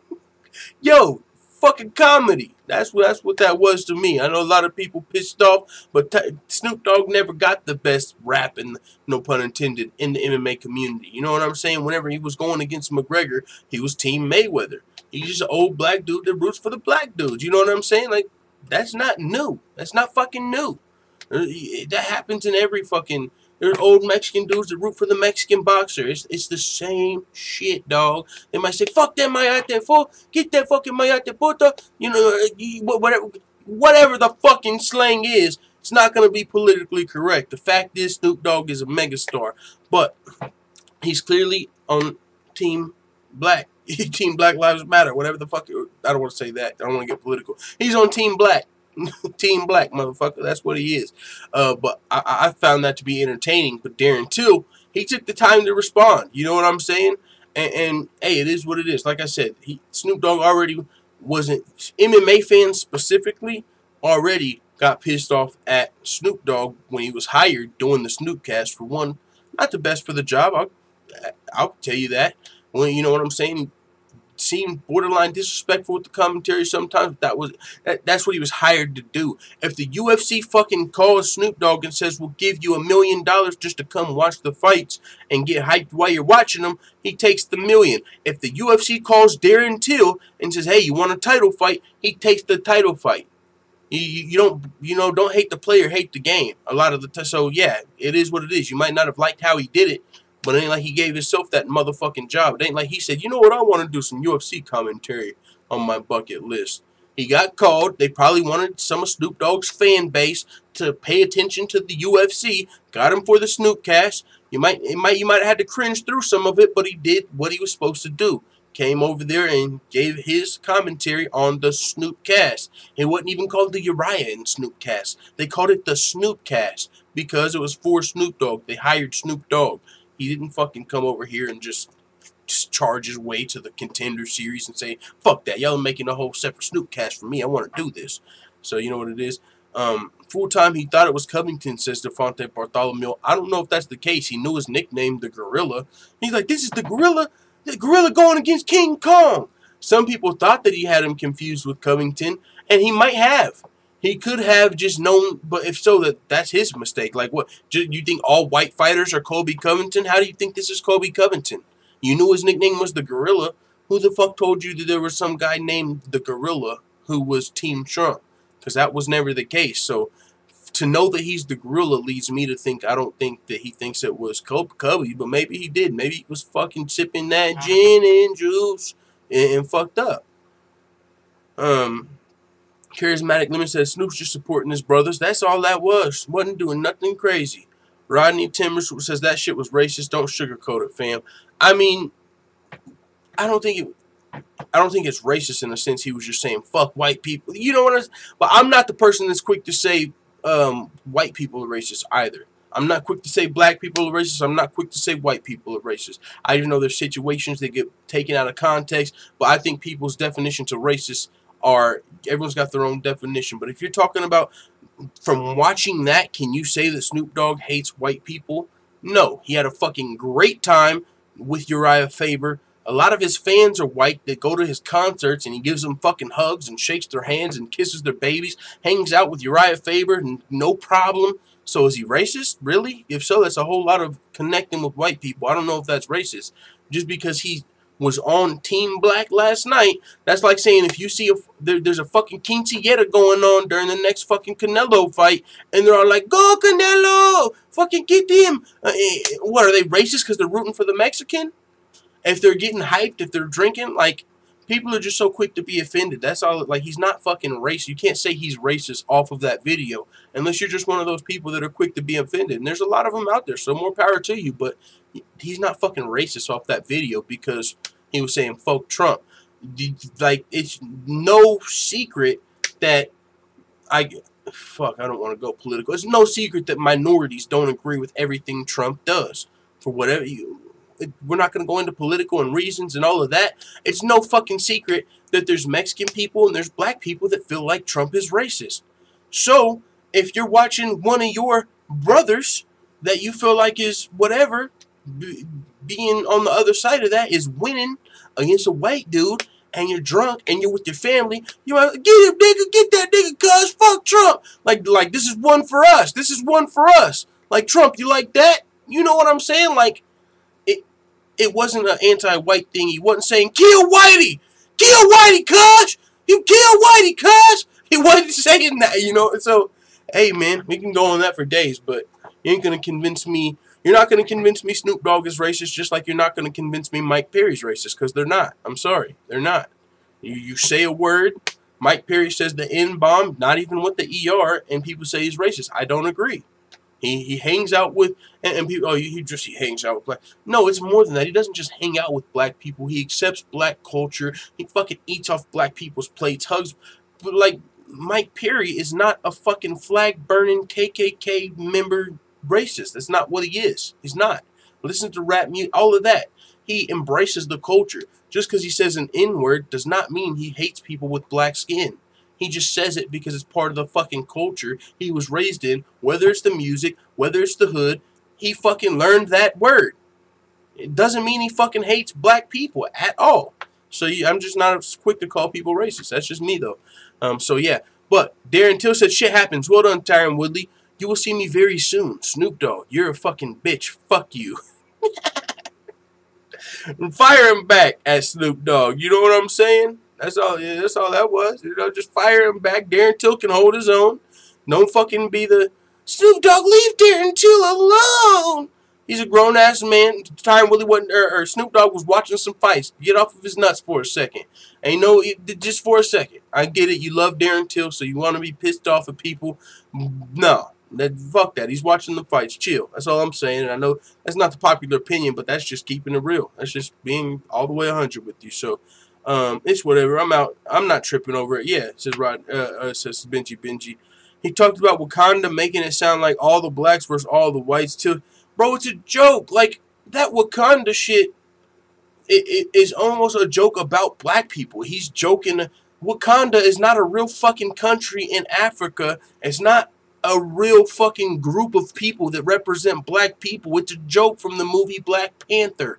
And he let you know there he was joking. He didn't say, Africa, nigga, this is for the motherfucking slaves. Like, he didn't, he was joking, and he showed you by saying Wakanda instead of fucking Nigeria. Or fucking, that's for the niggas over there right now in the fucking, like, you know, he said Wakanda. He was just joking, brother. And that's my opinion. I mean, but I know there's a lot of people that are going to take it and run with it because they like to be offended. They want to be pissed off at something. She said, I'm not tripping over it. You have her are making statements you can't quantify. Forward says, Till vs. Snoop, UFC 230. Book it, Dana. We might have to get back to the fantasy fights full-time family. But yeah, so Darren Till's holding his own, man. He's responded to Snoop Dogg. You're rooting for me to lose. It is what it is, motherfucker. But yeah, let's move on. Darren Till sharing an emotional post-fight moment with Tyron Woodley's mother and coach. I saw this afterward. UFC shared this on social media. Tyron Woodley's mother, you know what I'm saying? Like, Tyron Woodley, like, for the last 26 years, if you've listened to his interviews, post-fight speech and everything, he said for the last 26 years, it's been a constant camp, constant, there's no seasons off. You know, last 26 years I've been an athlete.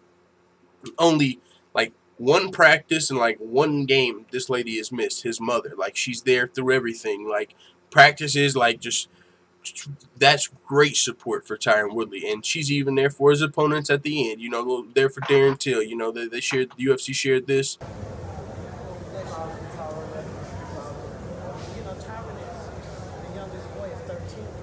I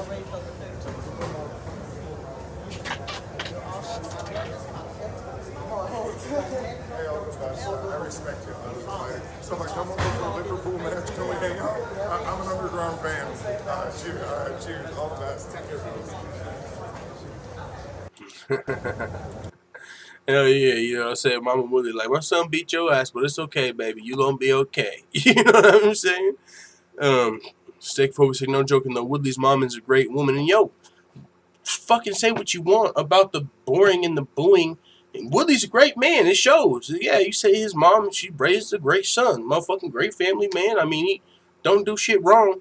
Kind of like we talked about earlier, the comparison. You know who else is like that? The other chosen one, LeBron James. Remember I said, like, GSP and Woodley is kind of like LeBron versus Jordan now. And it's funny. Both of them are the chosen one, and they fucking both are great people. And they're underrated. No matter what they do, there's going to, you know, LeBron James, no matter what the fuck he does, Skip Bayless is going to point out what he did wrong. Tyron Woodley, no matter what he does right, people are going to say, oh, yeah, well, this fight, you were boring. Oh, yeah, well, that fight, you fucking looked like you might have had cardio issues. Oh, yeah, well, that fight, all you had was overhand right. Oh, yeah, well, this fight, he was overweight. You know, no matter what, no matter how great you do, no matter if you're right, if you're speaking and you're right, they're going to take it and turn it around, and they just go through the fire, no matter how great they might be. You know what I'm saying? And that's an interesting comparison. So, yeah, man. But Darren Till, Tyron Woodley's mom, emotional moment backstage after her son put the pause on it. Weezen336 says, I love that kind of respect. Yes, sir. Steakophobic said, what did Coco do? I just slid in a minute ago. I don't think we've got to that yet. We're getting to it now. He also fired a shot off at Snoop Dogg, of course, you know, told him some, like, Make America Great again shit. And I think Snoop Dogg might have deleted the tweet. We might have that up as well. But continuing on Woodley and Till, Tyron Woodley, after the fight, says no longer he feels like he has to beat GSP to beat the best welterweight ever.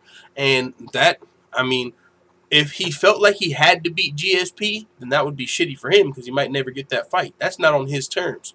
He don't have the power to say, UFC, I want to fight GSP, and they make the fight. He don't have the power to make a money fight or a legacy fight, so he's just got to whoop ass on whoop ass on whoop ass until one of these dudes want to fight him. And so it's a good thing he's not putting his legacy in GSP's hand, or he would never be able to surpass him. But he said, I told myself that I had to beat him to be the greatest, but I don't. The sport is different. These guys are better. They're more well-rounded. They punch harder. They're faster. And they've been in training at a younger age. It's not the wrestler that just learned how to punch. Everybody can do everything now. So I think the fact that I've been able to beat the best specialists in the game, beat the up-and-coming rising star, beat Robbie Lawler, who's one of the most vicious fighters we've ever seen, with 2 title fights, I think they're probably in the top 10 title fights of all time. You know, talking about his fight, I believe, with Till and Lawler. And that's a good point. Like we pointed out earlier. Yeah, man, if he don't fight GSP, it's going to be hard to call him in. But what he's doing, you can't fucking deny. He beat overweight Gastelum 10 pounds, gave him his money back, knocked out the brawler, beat the karate master twice, beat the jiu-jitsu specialist, beat the up-and-coming giant fucking Muay Thai guy. Now he's about to take on the fucking wrestler. Like, psh, he's fucking blowing shit away. But until he fights GSP, can you call him a go? But so that's why he's saying it. He said, it doesn't take much more for me to solidify that spot. But if GSP wants to fight me, of course I'm going to fight George St. Pierre. I just don't think he has to. I don't think there's any interest in it, and I'm kind of over it at this point. So yeah, he said, it's always appealed to me, but I'm not going to keep calling out a guy that's already had 9 title defenses, ran over the division. He stepped away from the sport. He came back. He made it very obvious he wanted to fight certain types of fights, and it didn't look like he wanted to fight me. At one point, I thought I needed to beat him to be the greatest. I mean, who's going to say he's not the greatest welterweight of all time? He beat the best welterweights in the world. It's not like he was running through guys that were horrible. He was beating stud after stud after stud. He really separated himself from everybody else. I watched him do that for so long, and I always envisioned fighting him. I always envisioned beating him. And it looks like GSP, you know, if it's up to GSP, he might not get that. But that's why I put up their records, man. You compare them, and that's another good point. Tyron Woodley never left the sport. You know, as the sport continues to evolve and grow, you have to stay at the top of it. I mean, these guys get better and better and better. Every year, the sport grows. Guys get more well-rounded. The top contenders change.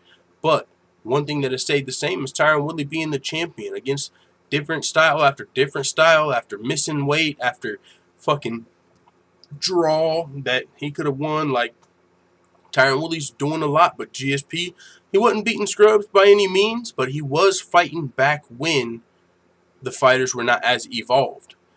That's just facts. The fighters were not as evolved. He was beating the best welterweights. They were doing the thing, but they were not as evolved as the fighters today, and a lot of these fighters would not hang with the best fighters in the world today.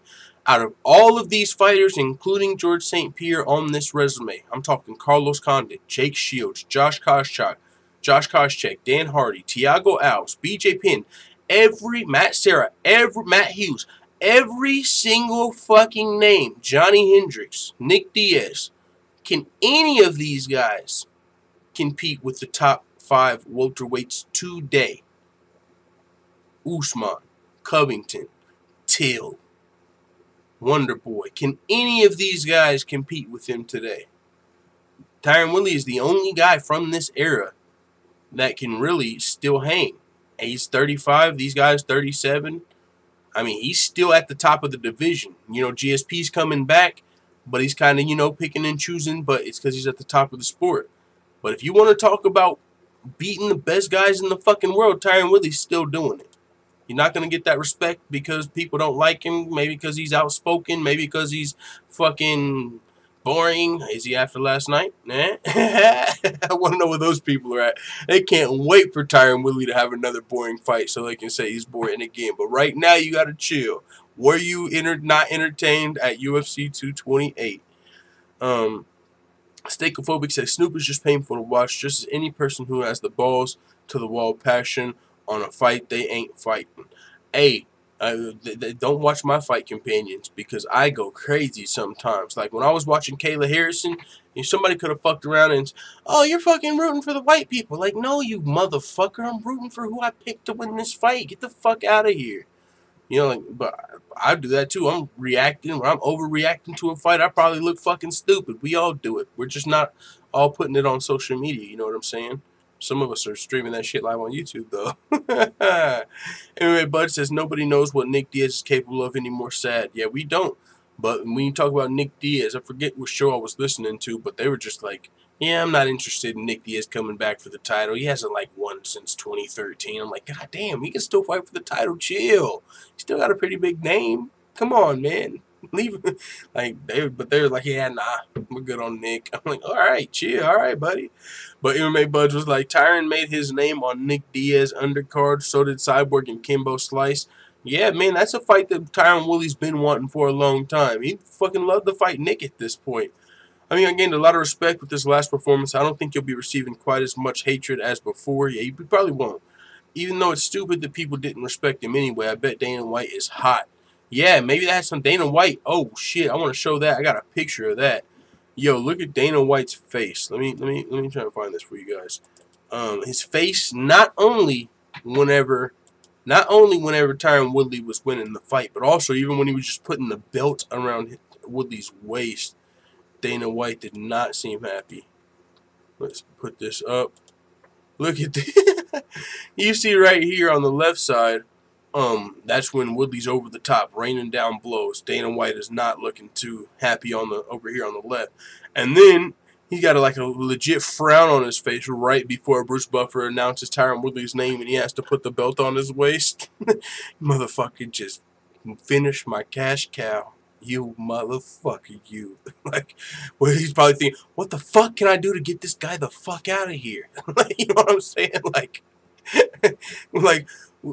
that's funny, dog. I don't know how Dana White feels about that, but that's some of the speculation. A lot of people feel like Dana White was pissed about Tyron Woodley winning that fight because if like I said, if Till won, he had the potential to be a cash cow. Fucking speaking multiple languages, undefeated, fucking huge, multi-weight aspirations. Like, he had a lot of potential there, and he still does, but Tyron Woodley definitely put a halt to it for at least for a little while. Now, as far as George St. Pierre, which we talked about a little bit, he's not wanting to sign a contract to fight right now. He's doing what's best for his interests. You know, the stock market, George St. Pierre. I wonder what I swear to God, I just thought about this. What would people do if, well, I know, but if, let's say, GSP didn't do it first? Because right now they would just say you're copying George St. Pierre. But what if Tyron Woodley came out here talking about, like, for my next fight, I'm just gonna go with whoever has the highest stock. I think Colby Covington has some high stock. Nick and Nate Diaz, their stock is very high right now in the UFC. So Kamaru Usman, he's got low stock. I probably won't be fighting him anytime soon. So but yeah, I'm just looking for the best stock out here. Do you think people like if now it's gonna be hard for you to be unbiased here, but I'm saying if GSP didn't say it, they would be eating Tyron Woodley's ass. Pause. If he came out here, it would be on his fucking helmet. If he came out here talking about the stock market, you know what I'm saying? Like, nah, I don't want to fight Wonderboy. He doesn't have the highest stock. Like, motherfuckers would have been on his helmet, but. That's just, where GSP's at in his career as the legend, as the former GOAT. People are kind of accepting of his, I'll fight this guy here at this weight class, but I'm not probably going to stay up there. And then I'll probably come back and probably not going to go back to welterweight. But we'll see what happens out of McGregor and Khabib. I mean, if McGregor wins, that's sounding kind of good. The stock options are looking high there. I'll have to look at Khabib's portfolio if he wins. But, pretty picky and choosy for whatever the fuck that means. Maybe he's earned the right. But if GSP's earned the right to be picky and choosy, who the fuck hasn't? There's a lot of guys that have, right? There's a lot of fucking vets. Like, what?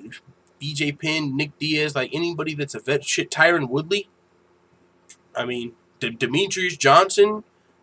I don't know. I don't know about that, but it is what it is. GSP, he is back. He was even before the fight back in the media, and ahead of not only this welterweight title fight, but also McGregor Khabib. GSP's been looking really small. Maybe doing a test weight cut. I talked about that. And by the way, full-time family, I hope you guys were here that was here when we talked about this the other day. Remember how I told you, I'm a big fan of Chael Sonnen. Y'all know that. Motherfucking Papa Chael, if you're listening, my motherfucking dog. But another thing happened, full-time family.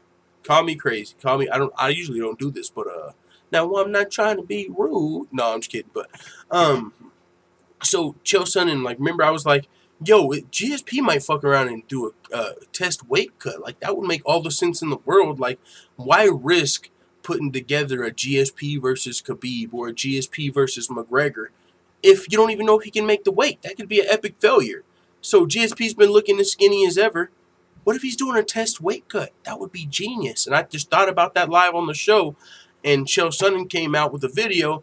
I heard a reporter talking about it, and normally I would say they're fucking crazy, but GSP might actually be crazy enough to do a test weight cut.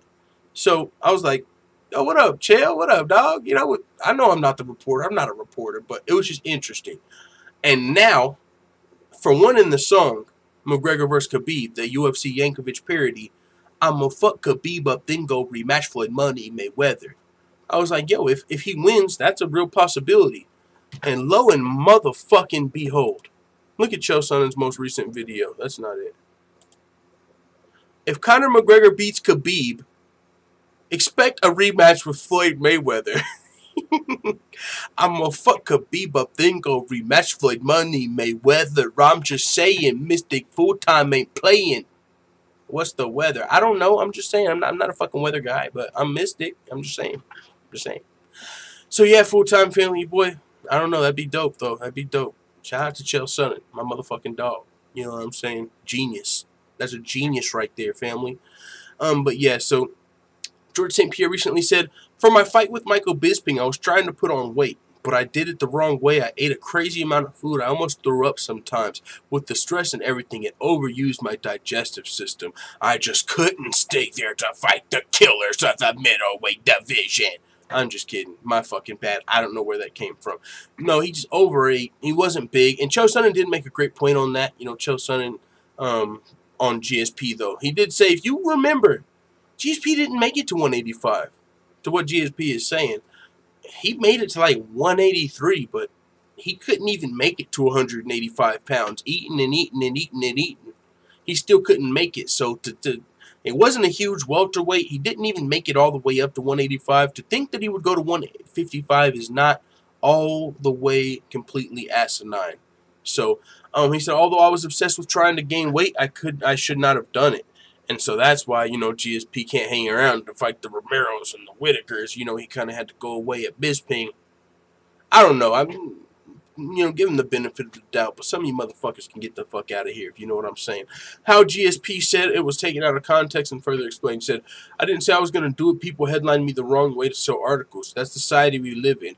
Dana White said I was done before my last fight with Michael Bisping. He does what he does best for his interests, and I do what's best for mine. I don't want to sign a contract for a fight right now. I don't want to say I'm going to commit to something the minute I do it. The mental warfare starts. I want to come back for a good fight. I want to come back for a fight that I can win, that I can gain something in terms of legacy, not only money, but in terms of legacy, because I have a lot more to lose than to win. So he said he wants a fight that he can win, a winnable fight, and that's what a lot of these dudes do, right? Floyd Mayweather, a lot of these guys at the top of the game that are trying to stay on top, they fight winnable fights that also you have a lot to gain. And if you don't have a whole bunch of money to gain from it, boy, it better be a fight that you're gonna fucking win. You know what I'm saying? Like Floyd Mayweather. All right, if it's not going to be a huge-ass payday with Pacquiao or McGregor, give me fucking Berto. I know I'll beat him. You know, I'm not going to fight some killer, but I'll fight like a fucking Berto. I mean, I ain't going to make no money anyway. Fuck it, give me Berto. You know what I'm saying? Like, you make those decisions to stay on top. Now, meanwhile, on the other hand, Tyron Woodley, the reigning defending welterweight champion, he ain't got the fucking option to choose who's the fucking winnable fight. I want to fight a fight that I can win, you know, that I can, No, bitch, fight the #1 contender. Like, and I'm just speaking from the fans. That's what people have been telling.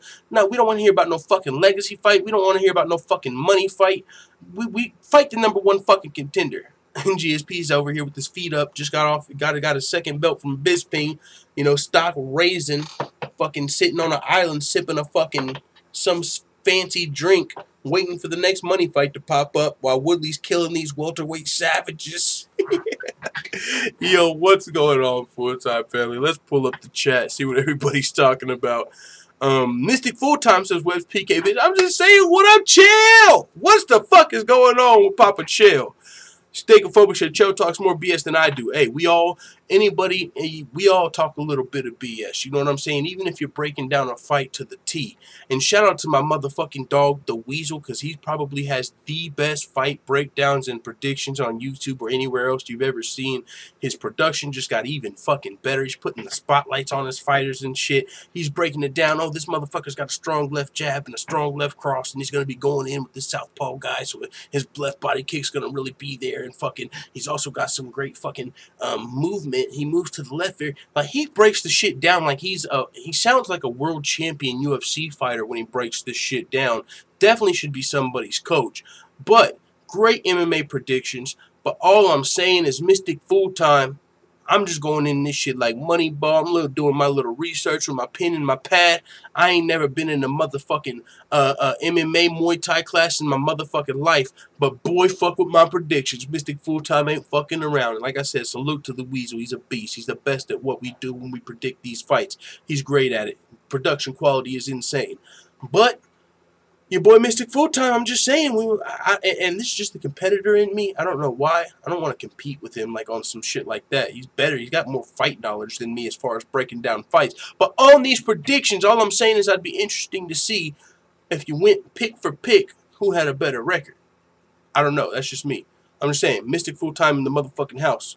I don't know how many people else were picking Woodley. I mean, we're not gonna do that right now. I mean, people, if you've been a fan of the channel for a long time, you know we're fucking Mystic around here. But yeah, man, I did want to shout out him because I even commented on the video. His most recent UFC 228 predictions, I was like, dog, the quality of this is insane. Salute. Definitely one of my favorite MMA prediction channels. So I'm sure a lot of you probably already know who the Weasel is. He's a fucking beast.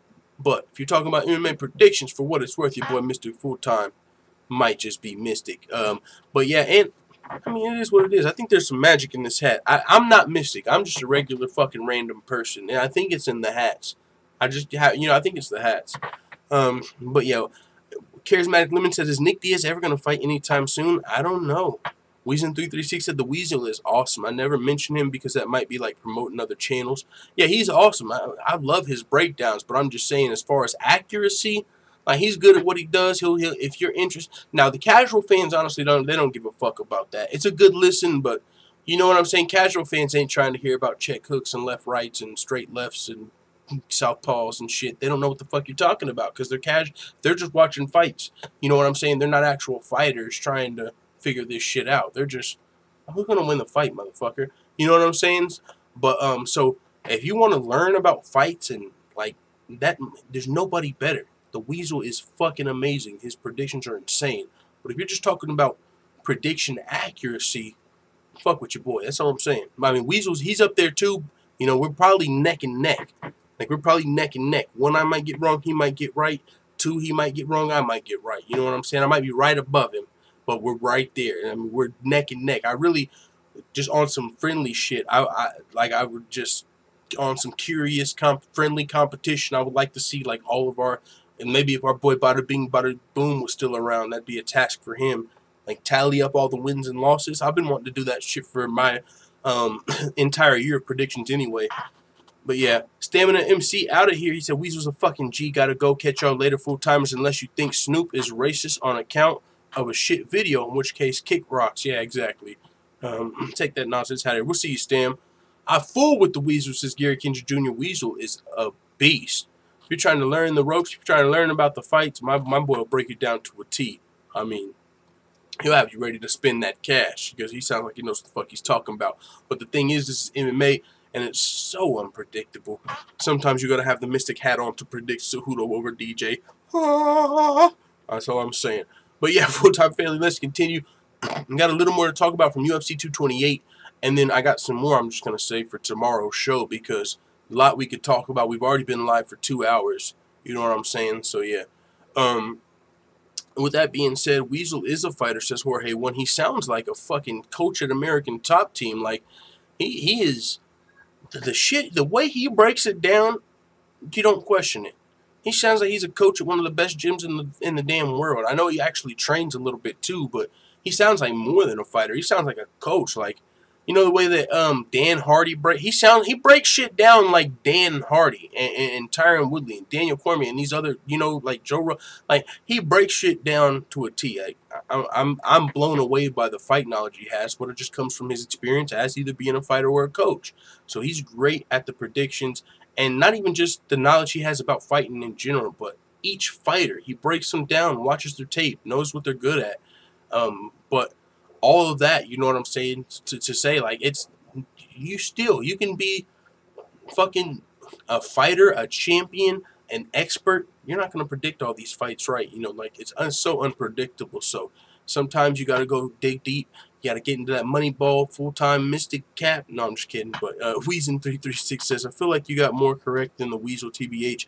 I might, just being completely fair, I actually might, but it's real close. I know what he does, the knowledge he brings, I still would say his prediction videos are 20 times better than mine, higher quality, more information in them.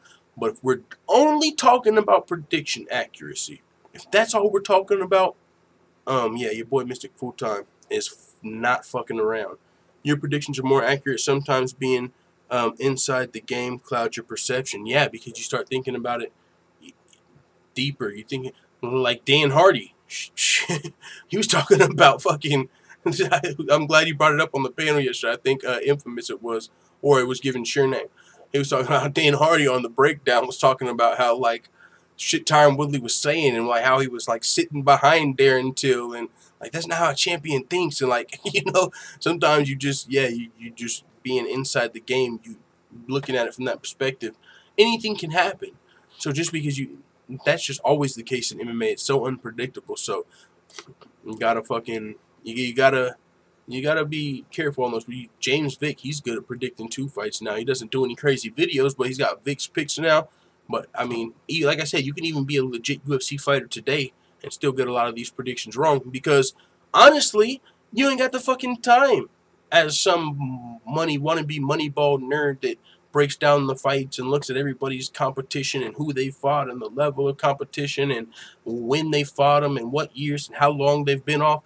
Fighters are usually training and worried about their opponent and shit like this, and they might be biased to their style, and you know, the way they predict fights is just different.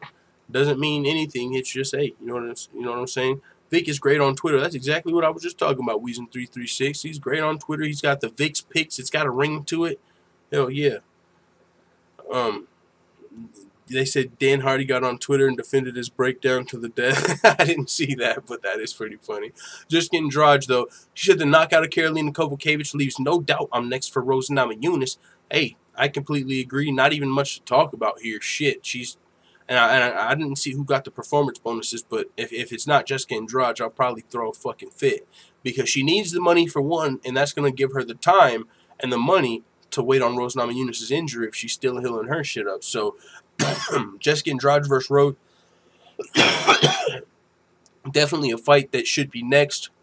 She earned her title shot before this, and then she came out here and fucking still put a staple on it or a stamp on it with a knockout, brutal fashion of Karolina Kowalkiewicz, one of the better strikers in the division. So, for sure deserves the title shot, no doubt. We'll see when Rose is healthy. That's all we're waiting on.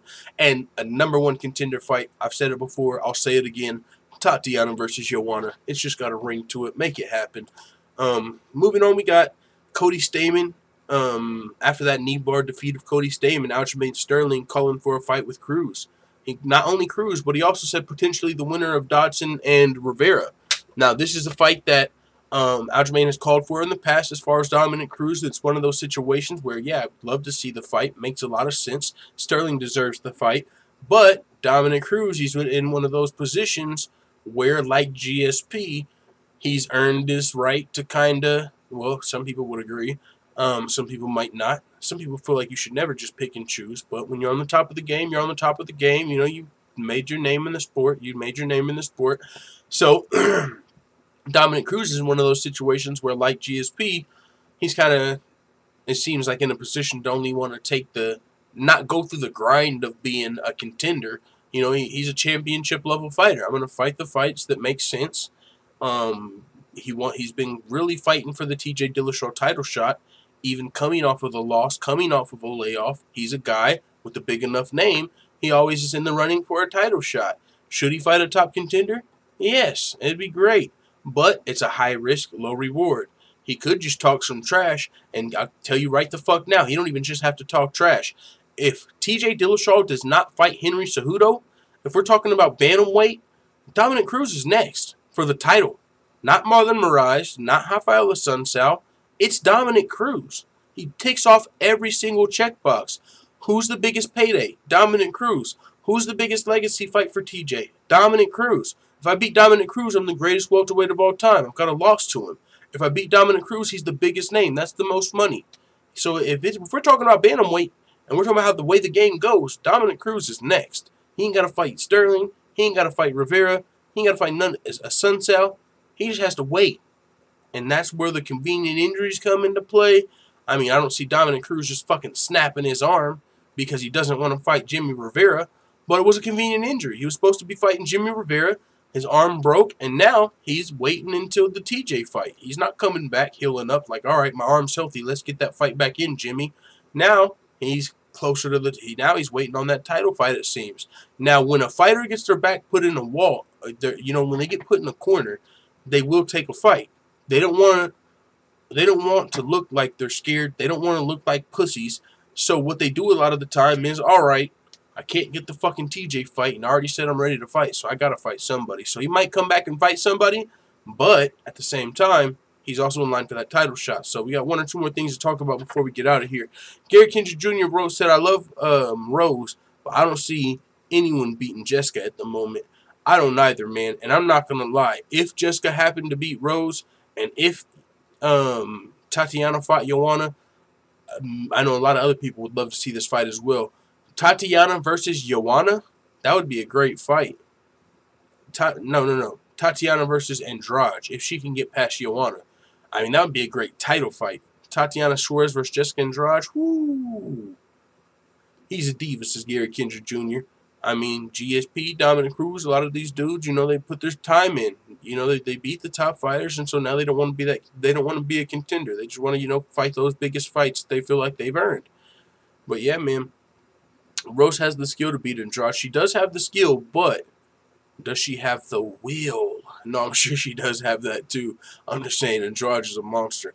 Jorge 1 says Angela Hill did better against Andrade than Karolina. yeah, that was she got fucking starched last night. Not much of a chance to put up a fight at all. Just Andrade came in there fucking angry. She was probably hungry. You know what I'm saying? Like literally, she's been selling baked goods and shit. Like, you know, she probably down to her last. I don't know. I'm just kidding, but no, hungry. She came in there pissed off, wanted to let everyone know that's my fucking title shot. Fuck you if you think not. Fuck you if you think there's no contender. Fuck you if you think anything. This is my fucking title shot, and I'm letting that shit be known. Exist BMX says Jimmy Rivera wouldn't fight anyone above him after that performance, or shouldn't fight anyone above him after that performance. Jimmy Rivera looked good. He looked really fast in there. I mean, quick turnaround. I could see him fighting a Sun Sao or Moraes for sure. I mean, he already lost to Moraes. A Sun Sao. Rivera versus Sun Sao would be big, but I would also think Rivera versus Sterling would be a great fight. But yeah, moving on, I think we got one or two more things to speak about before we get out of here. Days after 228 win, Diego Sanchez hints at fight news soon. Now, he just fought, got a win. He was the underdog. He talked about potentially fighting Cerrone before this fight with that whole Jackson Wink drama. But with the win, he already took to Instagram and said, "Nightmare ain't scared. Fight news soon." Holy shit. So he's already looking like he's got a fight being worked on.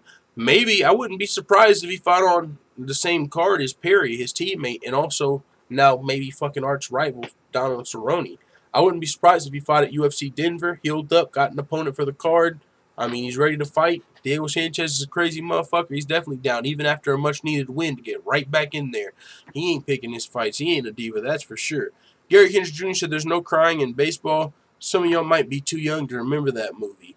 Benji said, I don't think Andrade can beat Bojangle. And see, that's styles make fights. Now, she did say she wasn't feeling good in that fight, whatever the fuck that means. But either way, man, nobody thought Cejudo could beat DJ. He worked and got better, and he was able to beat him. The way Andrade has been looking, yeah, Joanna might have her number like Rose has Joanna's number. But that doesn't, just because Joanna can beat Jessica Andrade on a bad night doesn't mean everybody else can. That don't mean Rose can. That don't mean nobody else can. Who knows? I would like to see that fucking rematch. But yeah, Joanna did look great against Andrade in the first fight. But just because she lost to Joanna don't really mean much of shit as far as where she's at now in the division, because she shouldn't have to fight Joanna again right now. There's no clear-cut #1 contender except for her. There's nobody else. Nobody. Not Joanna, not Claudia, not Karolina, not Tisha Torres. It's Jessica, Andrade, and Rose.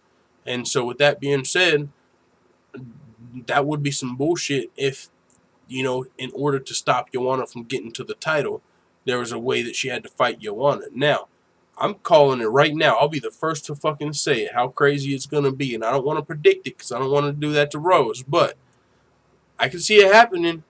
Fucking the fight comes up, Andrade versus Rose. Bad weight cut, bad something. Rose is out. Oh shit, we need an interim title fight. Jessica, you got to fight Joanna. Sorry.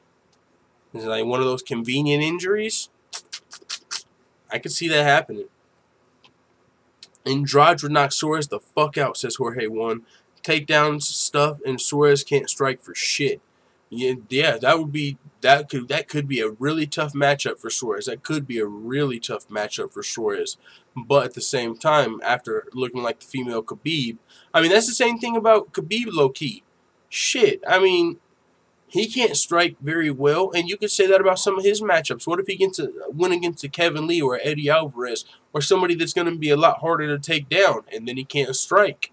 He can strike, but not as well as some of the other more well-rounded fighters. So just like Khabib, yeah, Tatiana Suarez might have trouble with a bigger fighter in her division with good wrestling herself. But if there's a lot of girls and there's a lot of guys that they'll be able to just ragdoll. So that's funny. That even makes her more like the female Khabib. She sucks on the feet, but that's where Andrade will keep it. Suarez is not well-rounded. Yeah, man, kind of like the female Khabib. I mean, he's got some stand-up, but he's not.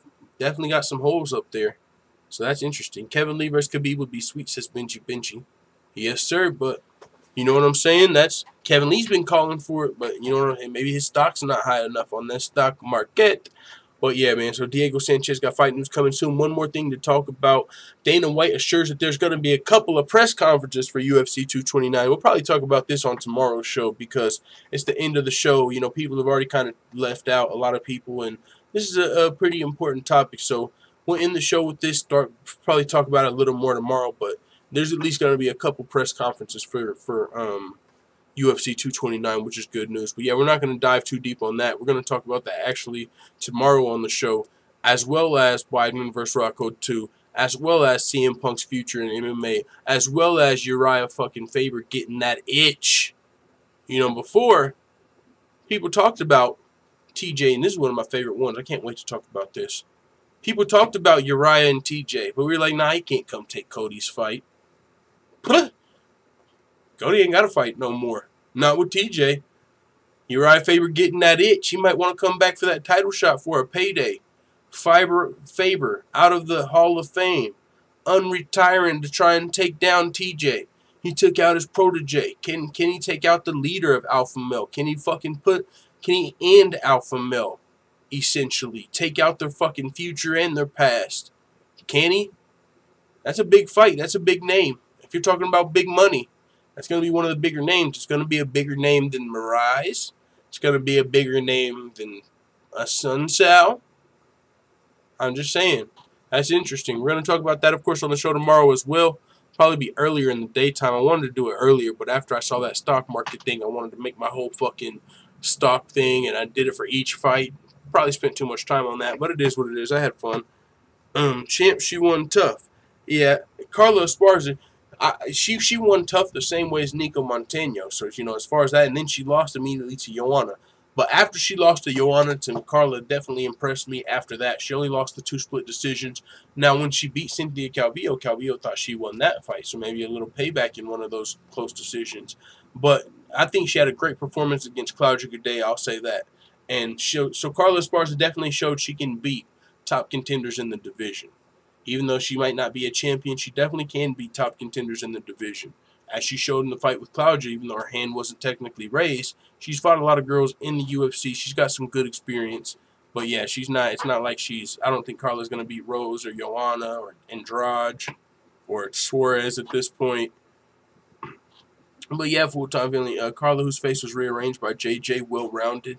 Yeah, she's not going to be able to strike with JJ. But she'll probably be able to strike better than like a Claudia Gadelha. I mean, you know what I'm saying? And then when the fight gets taken to the ground, she's going to hold her own fight off her back. So, I mean, Carla's not a world beater. I don't think she's going to be a champion. And I know you're not talking to me, you're talking to someone else.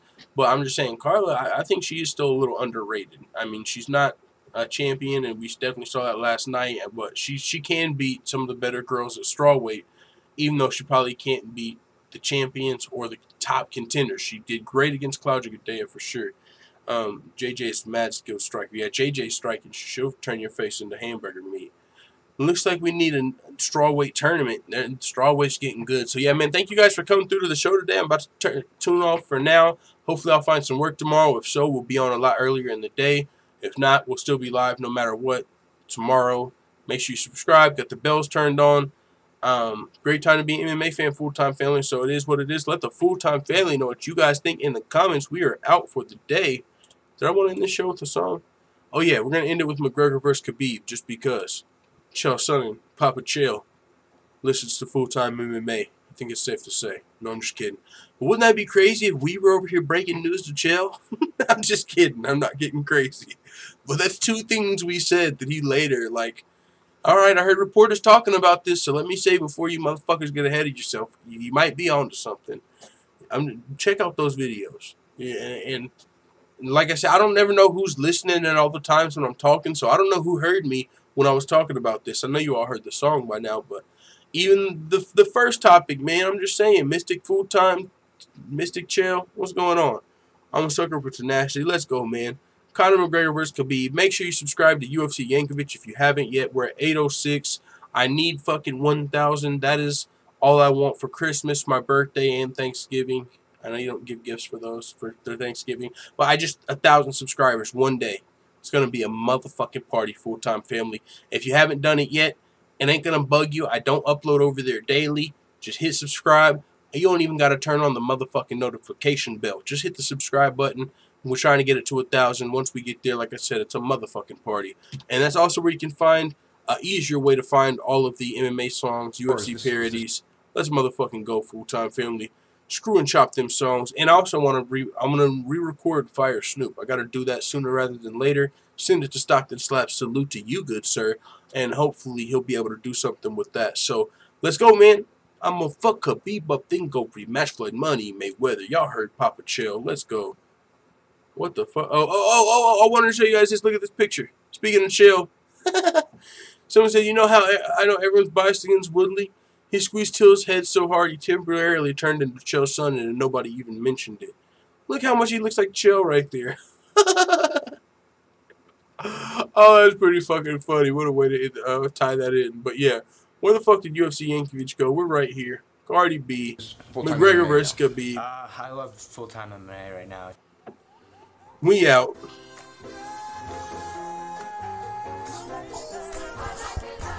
They call me Conor McGregor, there's no one better. I'ma fuck Khabib up, then go rematch Floyd Money Mayweather. If this dog shit Dagger Stanley thinks he can stand with me, I'll damage him and leave him panicking. Let Russia know I am the king. I don't like you, won't even pretend to try to. I've waited this long to fight you. You shouldn't have fucked with my crew. You ambush Artem Lobov in the hotel lobby, so we went and called gang. Now I'm coked up off of Molly, now I'm coming to the stage. So I think that you should probably stay the fuck up out my way. Somebody get me a dolly.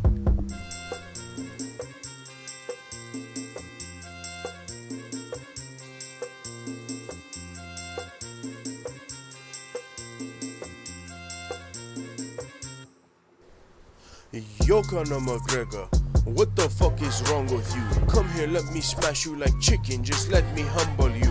You take all these drugs, but you won't take home a W. If we fight in UFC or if we fight with guns and crews. No, let me stop it, you don't want me to take it there. If you want, you can take a bear, send location.